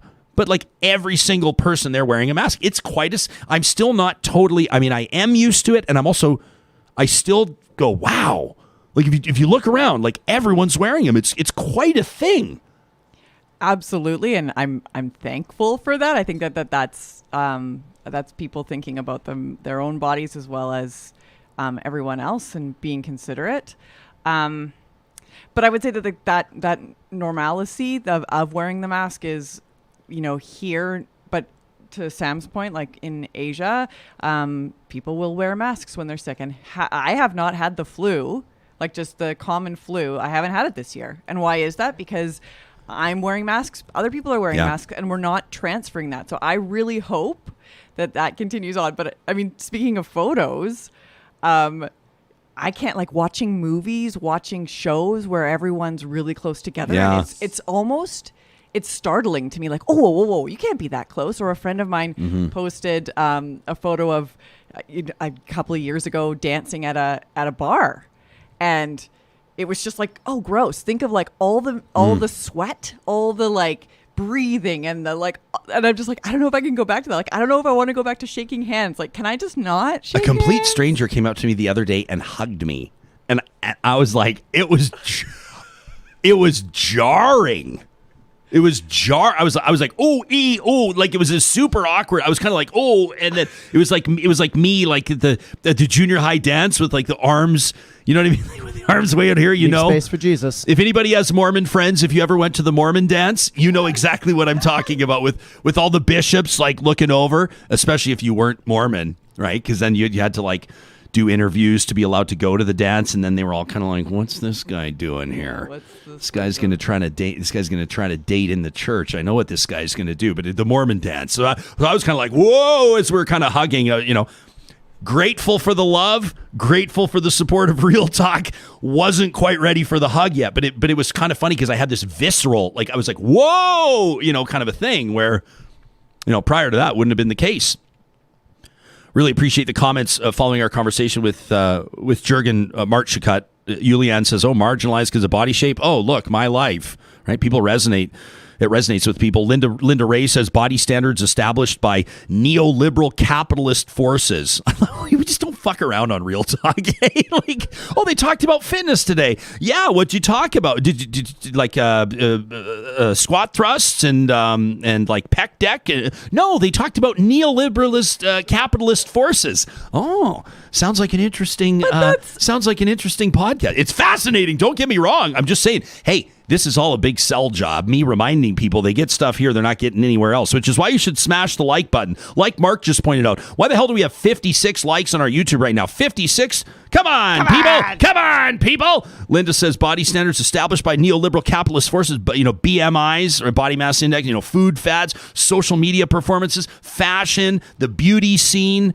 Well, when you look at Fitbits, or just like the type of fit, like it's Fitbit, like I'm saying, like Google, like just how you have the step tracker, the whole idea that 10,000 steps was not established by an actual like doctor or medical field. It was by a company that was trying to sell Fitbits. So, but you're not going to regret getting 10,000 steps in. No. Okay. Yes, that's true. But I think although that's like a huge, like mind-blowing concept, like neoliberalism, capitalism, or how she said it way more eloquently than I did. But the idea that we are told that we are not enough, that we lack in some way. Therefore, you need this product, you need to do this thing, you need to try this service, you need to go here and do this. Yeah. Because we are inadequate. Huh. And so I love that point. I'm just like, love it. Our likes just jumped by 22 in like 30 seconds, by the way. So where are the rest of you at? Just hit. What's wrong with it? Don't make me get down on my knees and beg. I mean, seriously. Do a squat. Do a squat. A squat. I had to think twice to say squat thrusts. We had this. We had this. Boy, oh boy, do I even want to get into this? I've been talking a lot about like junior high lately. We heard from an audience member that chimed in. Yeah, we an did. Audience member a while ago. I haven't heard from her literally in 20 years. I don't know what happened to her. She was. I mean, I'm saying that facetiously. She's not on Facebook, and I was just absolutely delighted when I saw her name in our email inbox. Turns out she's been digging through old shoeboxes. She's trying to find video evidence of R2LJ, the Christian rap group, the performance at the Glenmore Christian Academy junior high school talent show. Ryan Jesperson, Ryan Laudermoser, and Bruce Robertson as Blind Boy Gruff are providing the lead guitar. So anyway, I realize I'm sort of going back in my own memory bank quite frequently here, and I won't make a habit of it, my friends. But anybody that attended our school over the course of about 15 or 20 years through the 1980s to like, the mid 2000s would know this. Ken Miller, this guy was our gym teacher, was our phys ed teacher. And this guy was next level, like next level. He grew up in one of the I's. It was like he grew up in like Iowa or Idaho or I don't know, like one of the, no, actually, I think that's wrong. I think he grew up in Ohio now that I think of it. He some like Midwest American state. And there were always rumors. Like people were like, he grew up like in an Amish colony, or he grew up like with Hutterites, or he grew up like there was always these things that people were trying to explain because he was just no nonsense, like zero nonsense. So we were the basketball team, like, you think, so I'm playing basketball in like the early 1990s. So you got to think like what was big. Michael Jordan with the Chicago Bulls at that time, they were starting to rock the longer shorts. Right? The LA Lakers, I was always a Magic Johnson guy. They were still wearing the short shorts, which worked for me because under Ken Miller's coaching, under his tutelage, the GCA Royals wore the shortest shorts you ever did see. But our socks were pulled up all the way up to our knees. This was am I properly using the word unironic? We were not trying to be, this was not a hipster expression. This was not us being ironic. This was old school. Like these were the types of things. So when I think of squat thrusts, I hear it in his voice. Like this is a guy that like he trimmed his mustache with scissors and it was just meticulous. He also taught us, so you guys know, and I've told you, I went to a private Christian school up until high school.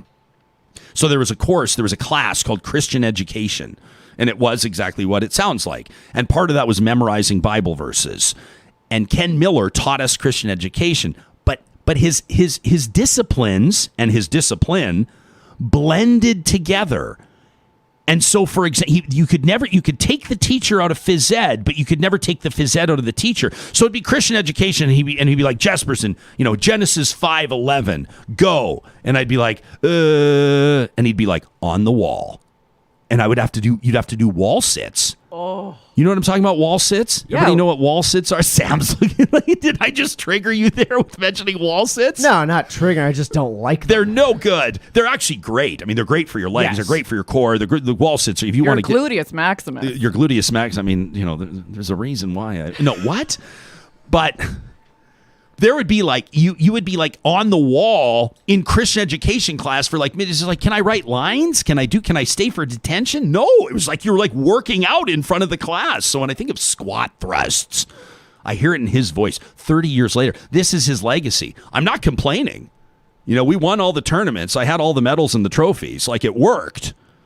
But there was a reason why when I got to high school, I just mailed it in. It's like the laziest guy on the basketball team. I was like, we can show up late and wear baggy shorts and nobody cares if I even wear socks at all. This is unbelievable. There's guys chewing tobacco over there. Like, what? What is going on right now? So while people are looking for those tapes of the Christian my rock, gosh. if we can also look for some photos of those short shorts, Jespo in short shorts in junior high basketball, that would be perfect. Jillian says it would be so funny if the NBA played in those old school shorts for a week. I agree. Like that was the golden era. I know you guys will disagree because you're Sarah in particular. I'm a huge basketball fan, like massive. Like basketball was my sport growing up. I thought I was going to play in the NBA. I mean, until I had a real life. That's what happens when you go to public school.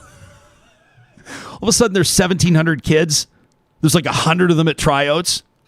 And I was coming out of like sort of big fish, small pond type scenario. I was like, what are you going to do when you grow up? I'm going to play for the LA Lakers. Not even I'm going to play in the NBA. I'm going to play for the LA Lakers. And then I think it was about 10 minutes into the first tryout in high school. I did make the team, but 10 minutes into the first tryout, I was like, I'm not going to the NBA. I'm definitely not going to the NBA. But I think that was the golden era. I mean, everybody loves and celebrates the NBA now. It's the fans league. I know that now that we're talking about it, our live chat will light up and people love it because the NBA is being praised and credited for being socially aware and for driving a lot of the conversation around racism in sport. Check out our question of the week this week, by the way, ryanjesperson.com. Answer our question of the week. It talks about racism in sport. We'd love to hear from you. But for me, the golden era of the NBA was like Jillian's. I mean, like, who's not picturing Larry Bird, Kevin McHale, Robert Parrish, James Worthy, right? I love Isaiah Thomas, Joe Dumars, Bill Lambier. I mean, are you kidding me? In the short shorts and the tall socks and the Converse weapons and the... Yes! Back when they could brawl like hockey players. Yeah, the Detroit Pistons. The bad boys. Woo! The bad boys. I mean, that was celebrated at the time. Haas says no, please no. Penny says she's Googling squat thrusts. I wonder what would show up if you Google squat thrust. Greg wondering very quickly, I don't want to make this about myself. He wonders, did I go to First Alliance Church? Oh, did I? I sure did. I did go to First Alliance Church. Big community there. Our church, it's like a big Texas church in Calgary. Right on the Deerfoot. It wasn't there. It was right on Glenmore Trail when I went there. That graduated... That was the church. I mean, it gives you some insight into my perspectives. And if you really want to know what makes me tick, let me just say, if you want to learn a little bit more about my perspective, my upbringing, I don't want to make this about me, but you can check out the Edify article. Just Google Ryan Jesperson Edify. You can read all about my history and growing up and all that kind of stuff that kind of shaped where I'm at now. But that was the church where you'd look down and be like significant. It was like it's like headquarters. It's like conservative. It's like Western Canadian conservative headquarters. Right, you'd have the CEO of Canadian Airlines, you'd have the CEO of Canada Safeway. You know, Preston Manning would be there. You know, you'd have all the time. I mean, it was like that church still is to this day. It's a bastion of conservatism in Calgary. It's not an insult. It's not a bad thing. It's just a fact. It was a fascinating church to grow up attending because that's your perspective, right? Your perspective. You think that's the way things are when you're raised in a certain way or in a certain community, and then when you start to challenge those perspectives or learn or grow, and you look back, what a journey it is. This is the least profound thing I've ever said in my life. Let me mention to you that this program is not possible without our sponsors, without our builders. We're going to get to your emails in just a little bit. We're going to check in on our poll, but I wanted to remind you that the team at Eden Landscaping right now, this is like they're all hands on deck right now. So I mean, they're doing things like excavations, edible garden boxes. I mean, you can read all about what they're doing. You can check out the photos at landscapeedmonton.ca. They've got multiple crews going right now. I was talking to Mike just the other day. He says, we spent our winter consulting with our clients. People are telling us they're sort of like painting the picture of what their vision looks like. Now's when they're building it. I said, well, do you even have time or room for other clients, other customers? He goes, oh, yeah, buddy. We can always scale up. That's what they've been doing for more than 20 years. That's why they've got so many repeat customers. They've had people, he says, 3-4 homes they've bought. They bring Eden with them every single time to transform every single outdoor space. Landscape Edmonton is where you can learn more about what they're doing.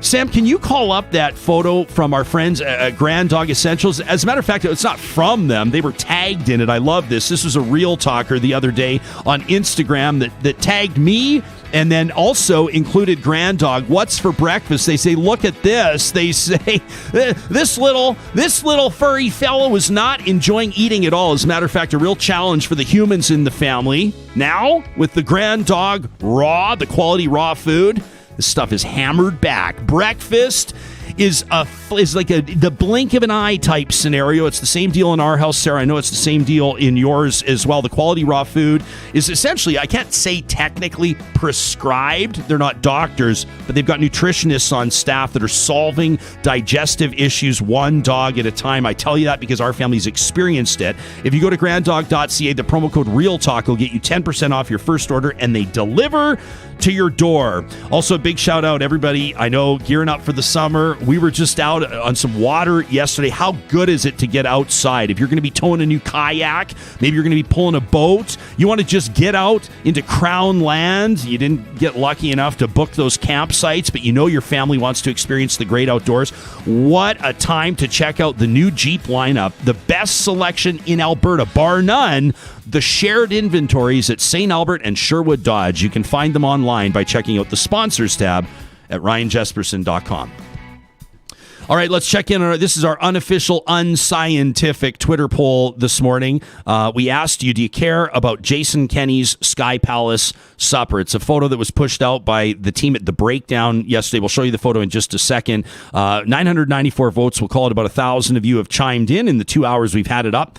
Numbers haven't changed, Sarah. Still 83.5% say it's a big deal. 84% say it's a big deal. 16% say not a big deal. I haven't asked you how you feel about it. I know that yesterday people started, as soon as the photo came out, and this is we'll want to say how much we appreciate this, that people do this, but the photo goes up and all of a sudden our hashtag starts, people going, I can't wait to hear about this tomorrow. I know we're talking about this tomorrow. Can't wait to hear what the team at Real Talk, thinks about this or feels about this or how we sort it out. When you first saw the photo, what was your first thought? Distraction. Yeah. I mean, I was mad and I was just like, of course. But then I was like, what are they trying to distract from? I was talking to Sam about it this morning, just about like that's, and I was like, I don't mean to be cynical. I don't want to be cynical, but I feel like they're just trying to change the conversation and make us go like, hey, look over here, as opposed to the fact that there was the Confederation of Treaty 6 Nations have dissolved the protocol agreement. Like that is huge. So to me, it's just like, oh, par for the course, like same shit, different pile. Yeah. Well, that's why I said, and I noticed that your body language, like you kind of sat up a little bit in your chair, went out of the gates today. I said, I frankly don't even really care. It's not that I don't care, but it's not, was it Derek Fildebrandt? I think it was Derek Fildebrandt, former MLA in Alberta, that said it's not on my top 100 list, or it's not on my list of 100 top priorities or something like that. It was like one of the quotes that kind of ended up bringing him down, I think, one of them. But it's like, to me, here's the photo again. We'll just keep showing it to you so you can see. So it's Premier Jason Kenney, it's Health Minister Tyler Shandro, Environment and Parks Minister Jason Nixon, Finance Minister Travis Taves, and the Premier's Chief of Staff. Sitting around the table, and per some other photos at some points, there were other people, at least one other person around the table there. So they're obviously enjoying what has been described by the Premier's staff as a working dinner. A couple of bottles of wine on the table, a bottle of Jameson's Irish whiskey, and a white tablecloth. Like, honestly, who gives a fuck? But I know why people care. People care because they're breaking the rules that they've set. People care because it's at the Sky Palace, which, again, is just absolutely hilarious if you consider what the Sky Palace has come to represent. If you consider what a liability the Sky Palace was for Alison Redford. There were the flight logs, right? Like sort of like the doctored flight logs where the former Premier Redford wanted to use the plane for personal purposes. She was flying her daughter around with her, which, by the way, I don't really have a problem with politicians. I don't have a problem with the public picking up airline tickets or allowing politicians to travel with their families. I think it's important. I think we need to make public service more accessible and more appealing to people, including how we pay them. But I digress. It was a problem for her at the time, and it was not because her daughter was on the flight. It's because they were lying about who was on the flight, right? And she lost the support of her caucus. She didn't. I mean, if you actually talk to people that were in that progressive conservative caucus around that era, she never really had the support of that caucus. The leadership was somewhat of an up the middle type thing. I know people. I know a lot of people were ready to appoint Gary Marr, the premier, or Jim Dinning, or whoever else, but it didn't happen. Alison Redford became that, but she lost the support of her caucus. But the Sky Palace was really the thing. The Sky Palace was what enraged Albertans. Remember, Alberta, when you used to get enraged to the point of running politicians out of the legislature for things that the current premier and his cabinet do every single week? You remember what it used to be like 10 years ago? I sure do. So the fact that it's happening at the Sky Palace, the fact that there's a white tablecloth, it just, to me, it reiterates what people like me have been saying for a lot of years, which is Jason Kenney is no different than any of the politicians that he regularly takes swipes at. I want you to laugh out loud every time you hear or read him or one of his issues managers or his chief of staff or his executive directors of issues management or his whoever talking about elites, media elites, corporate elites, political elites, Laurentian elites. I want you to laugh out loud. I don't want you to let anybody get away with it. You mean like the white tablecloth Irish whiskey elites dining outside, breaking protocol at the Sky Palace? Like that kind of elite, or like a different kind of elite? So I get why people are a little bit ticked off. I get why restaurateurs are ticked off. I get why people are pissed off. And so one guy wrote in and said, okay, so hang on. So if the cohort thing doesn't matter, if the maximum 2 household thing doesn't matter, I guess I can go hang out with my brothers and my sister now, right? People have not been doing that. And the premier's clearly been doing it. So that's why it's a problem there. I understand that. But it is not on the list of things that people need to be most upset about. And I was about to say I demand. It's not my position to demand, but I implore you, I encourage you to keep your focus and to keep your foot on the gas and to continue to apply pressure and to demand more from your elected officials, including this government. Kim wrote us a letter. She signs off another fed up Albertan. I mean, to be honest with you, the truth is that Kim wrote her MLA, who happens to be sitting on that patio, Jason Nixon, and she CC'd us. So Kim knew that she should email Jason Nixon, her MLA. She's CC'd the Premier of Alberta, the former Premier, leader of the official opposition, Rachel Notley, and Real Talk. Atta girl, Kim. She says, Minister Nixon, is that you I see boozing it up on the roof of the Sky Palace with your buddies while the rest of your constituents and the vast majority of Albertans continue to do the right thing as we continue to do everything within our power to protect our families, friends, communities, healthcare system, and livelihoods? Of course it is. What else would we expect from a government so entitled, arrogant, and foolhardy as this one? You should be ashamed of yourself. The residents of Rimbey, Rocky Mountain House, and Sundre certainly are, but we expect nothing less at this point. That from Kim, another fed-up Albertan. AJ wrote the Premier as well. Says, no masks in the photo. I mean, did anybody expect, honestly, anybody expect these guys to be wearing? Of course not. He says, you guys, he says, the health minister, the environment minister, and the Premier are close enough to smell each other's breath. Unbelievable. He says you're less than. He says you insist on keeping 2 meter distances, masked at your pressers, but no reason here, of course, to keep up that charade anymore, right? Says unless I'm ignorant or unaware, I'm assuming everybody doesn't live in the same house, so you exceed the household cohorts. Says I get this is a stretch maybe.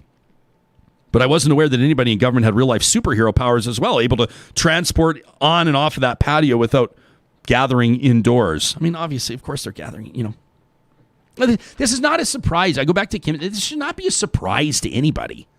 This is just further proof. Just add it to the list. Just add it to the pile. Says, my tax dollars paying for you all to enjoy each other's company. Apparently, I'm not paying for the booze, but I can't tell you how happy I am to support your salaries while you essentially flip the bird to the entire province, ignoring the rules you ask the rest of us to follow. Have the greatest summer ever, boys. That from AJ.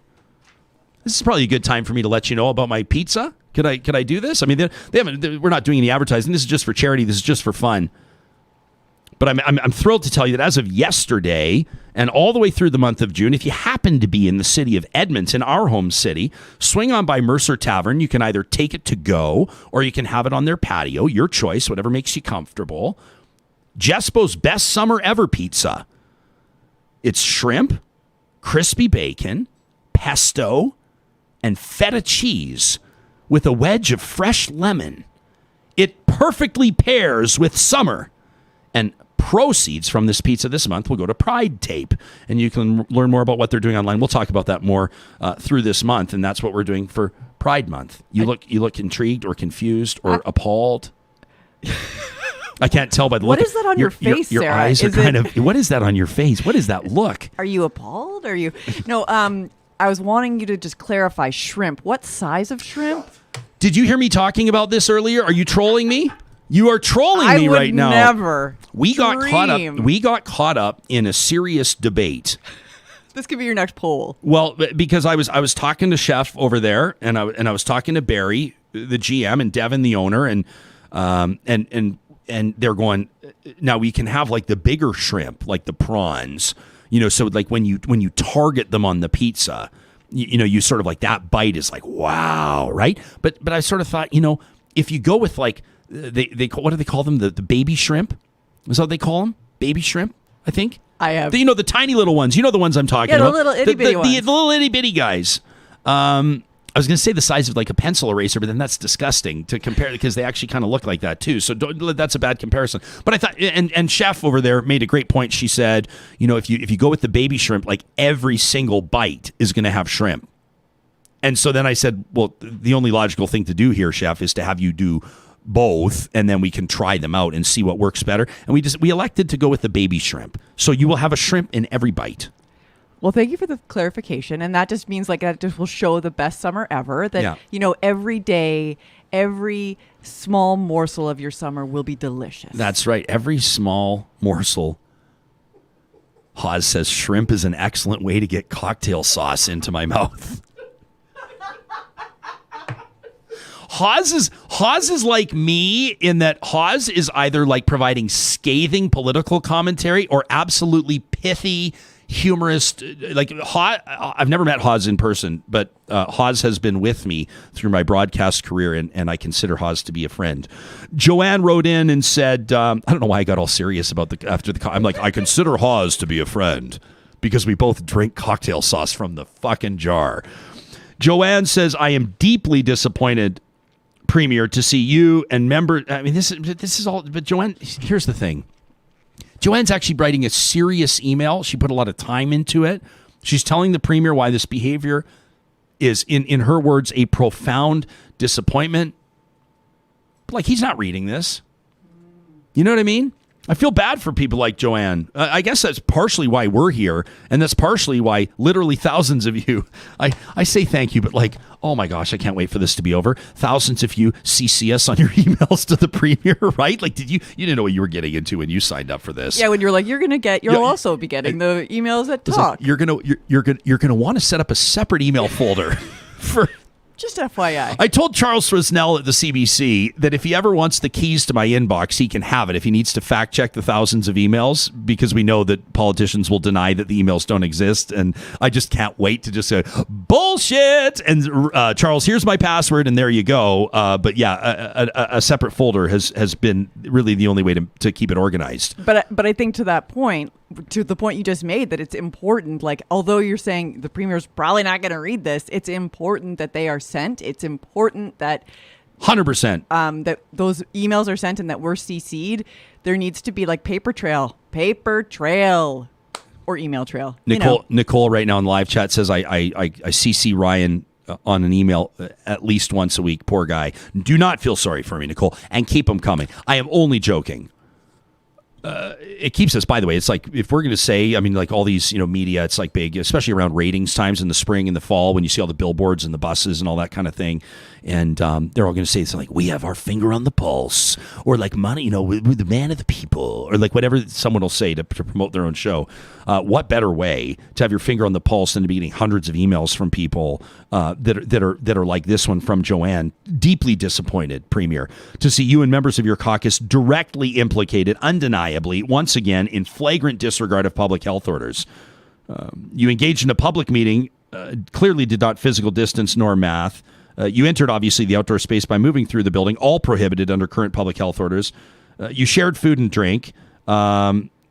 She's going on about how alcohol seems like an inappropriate choice. I'm not, it says you should be fined for these actions.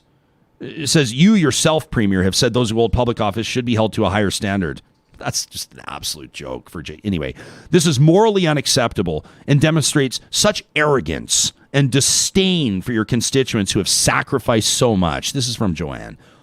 This public infraction continues to erode public confidence in your government's response to COVID-19. It's incredibly disheartening, as someone who has religiously followed public health guidelines, to see government officials, the Premier and the Health Minister, take no thought for the rules. She says, I've missed family funerals, birthdays, Christmas, Easter, magical moments with my family and newborn over the past 7 months to avoid breaking the ban on indoor gatherings.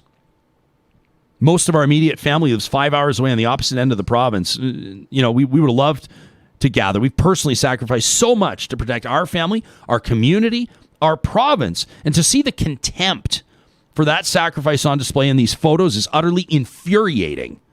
I wouldn't want to be on the other side of an email that Joanne writes, hey? Your plan for reopening further demonstrates the disconnect from everyday Albertans and their desires. All I've wanted this entire pandemic is an option to allow me to see and spend time with my family. My parents and siblings have all been vaccinated for about 4 weeks now. And somehow, over the course of those 4 weeks, we'll go from a total ban on indoor gatherings to fully reopened with no restrictions? According to your rules, it'll be safe for me to have my vaccinated parents over for breakfast at the same time I attend a maskless breakfast with thousands of stampede goers whose vaccine status is unknown to me? It would have been reasonable for you to include some sort of phased option for small family cohorts. Other provinces have. I couldn't care less about going to the stampede.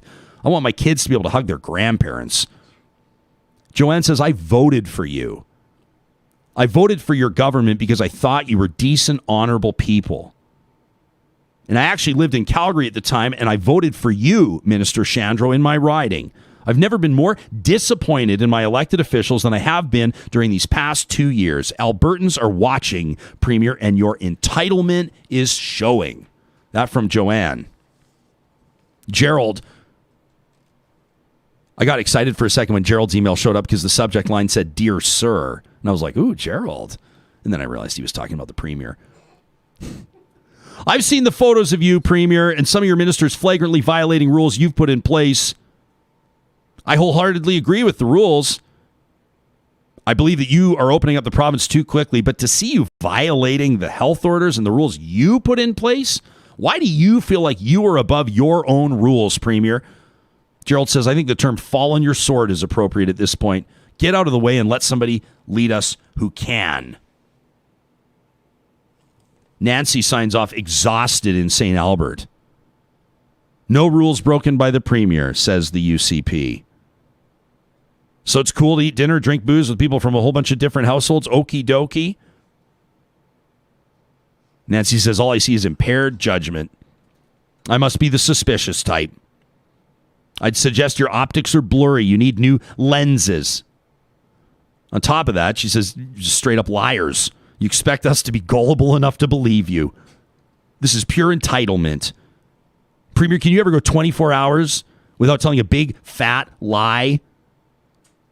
Can you stay out of the national headlines for more than a few days when it comes to your ridiculous behavior? This is a pure embarrassment. Don't bother defending this. That from Exhausted in St. Albert. That's from Nancy. These are just, you want to know the truth? I don't mean to insult anybody that CC'd us on emails. You know what I did? I showed up this morning. I just printed the first 4 that I saw. Those are just those are just 4 that were just grouped together. Those aren't the 4 most scathing ones. We could be here all day. The inbox is jammed. I can't even imagine what the Premier's inbox looks like. But again, no surprise. It's absolutely no surprise. So you can keep in touch with us on this. Take our Twitter poll. I'm curious to see. I don't even know why I'm checking it anymore. The numbers have just been holding steady all morning. About it seems 4 out of 5 respondents. 4 out of 5 people. Yeah, I got 1,030 votes right now. 84%. Now it's up to 84%. People say it's a big deal. So clearly it's resonating with people. I'm not saying it's nothing. I'm just saying it's not as big of a thing as what the Premier said from the lectern, from the podium, like an hour before he was sitting there sipping on the Irish whiskey. Right? That's the bigger deal. The bigger deal is, I tweeted something a little cheeky yesterday, but it's so rich having Jason Kenney talk about cancel culture, right? That just to me, right? Like I'm here, you're watching this show, RyanJesperson.com is a thing because Jason Kenney works personally and dedicates his team's resources to cancel culture. That's why I'm here. I'm thrilled. Don't cry for me, Argentina. everything's coming up roses. You're all here. We're gathering in community. They've created a monster. I'm not worried about that. But this guy doesn't deserve, I mean, again, laugh out loud every time you hear these guys talking about cancel culture. They do not believe what they say. They do not adhere to what they say. They do not respect what they say. They do not believe the rules apply to them. But again, this is nothing new. So we now turn you loose to continue to raise hell, to move and shake, to be the change makers, right? And as Dr. Jody said, to walk each other home. We'll see you here again tomorrow morning. It's going to be a great show, a Friday show. Again, you can be in touch with us using the hashtag RealTalkRJ and, of course, talk at ryanjesperson.com. I say it all the time, and I mean it every single time I say it. I love you guys. We'll see you soon.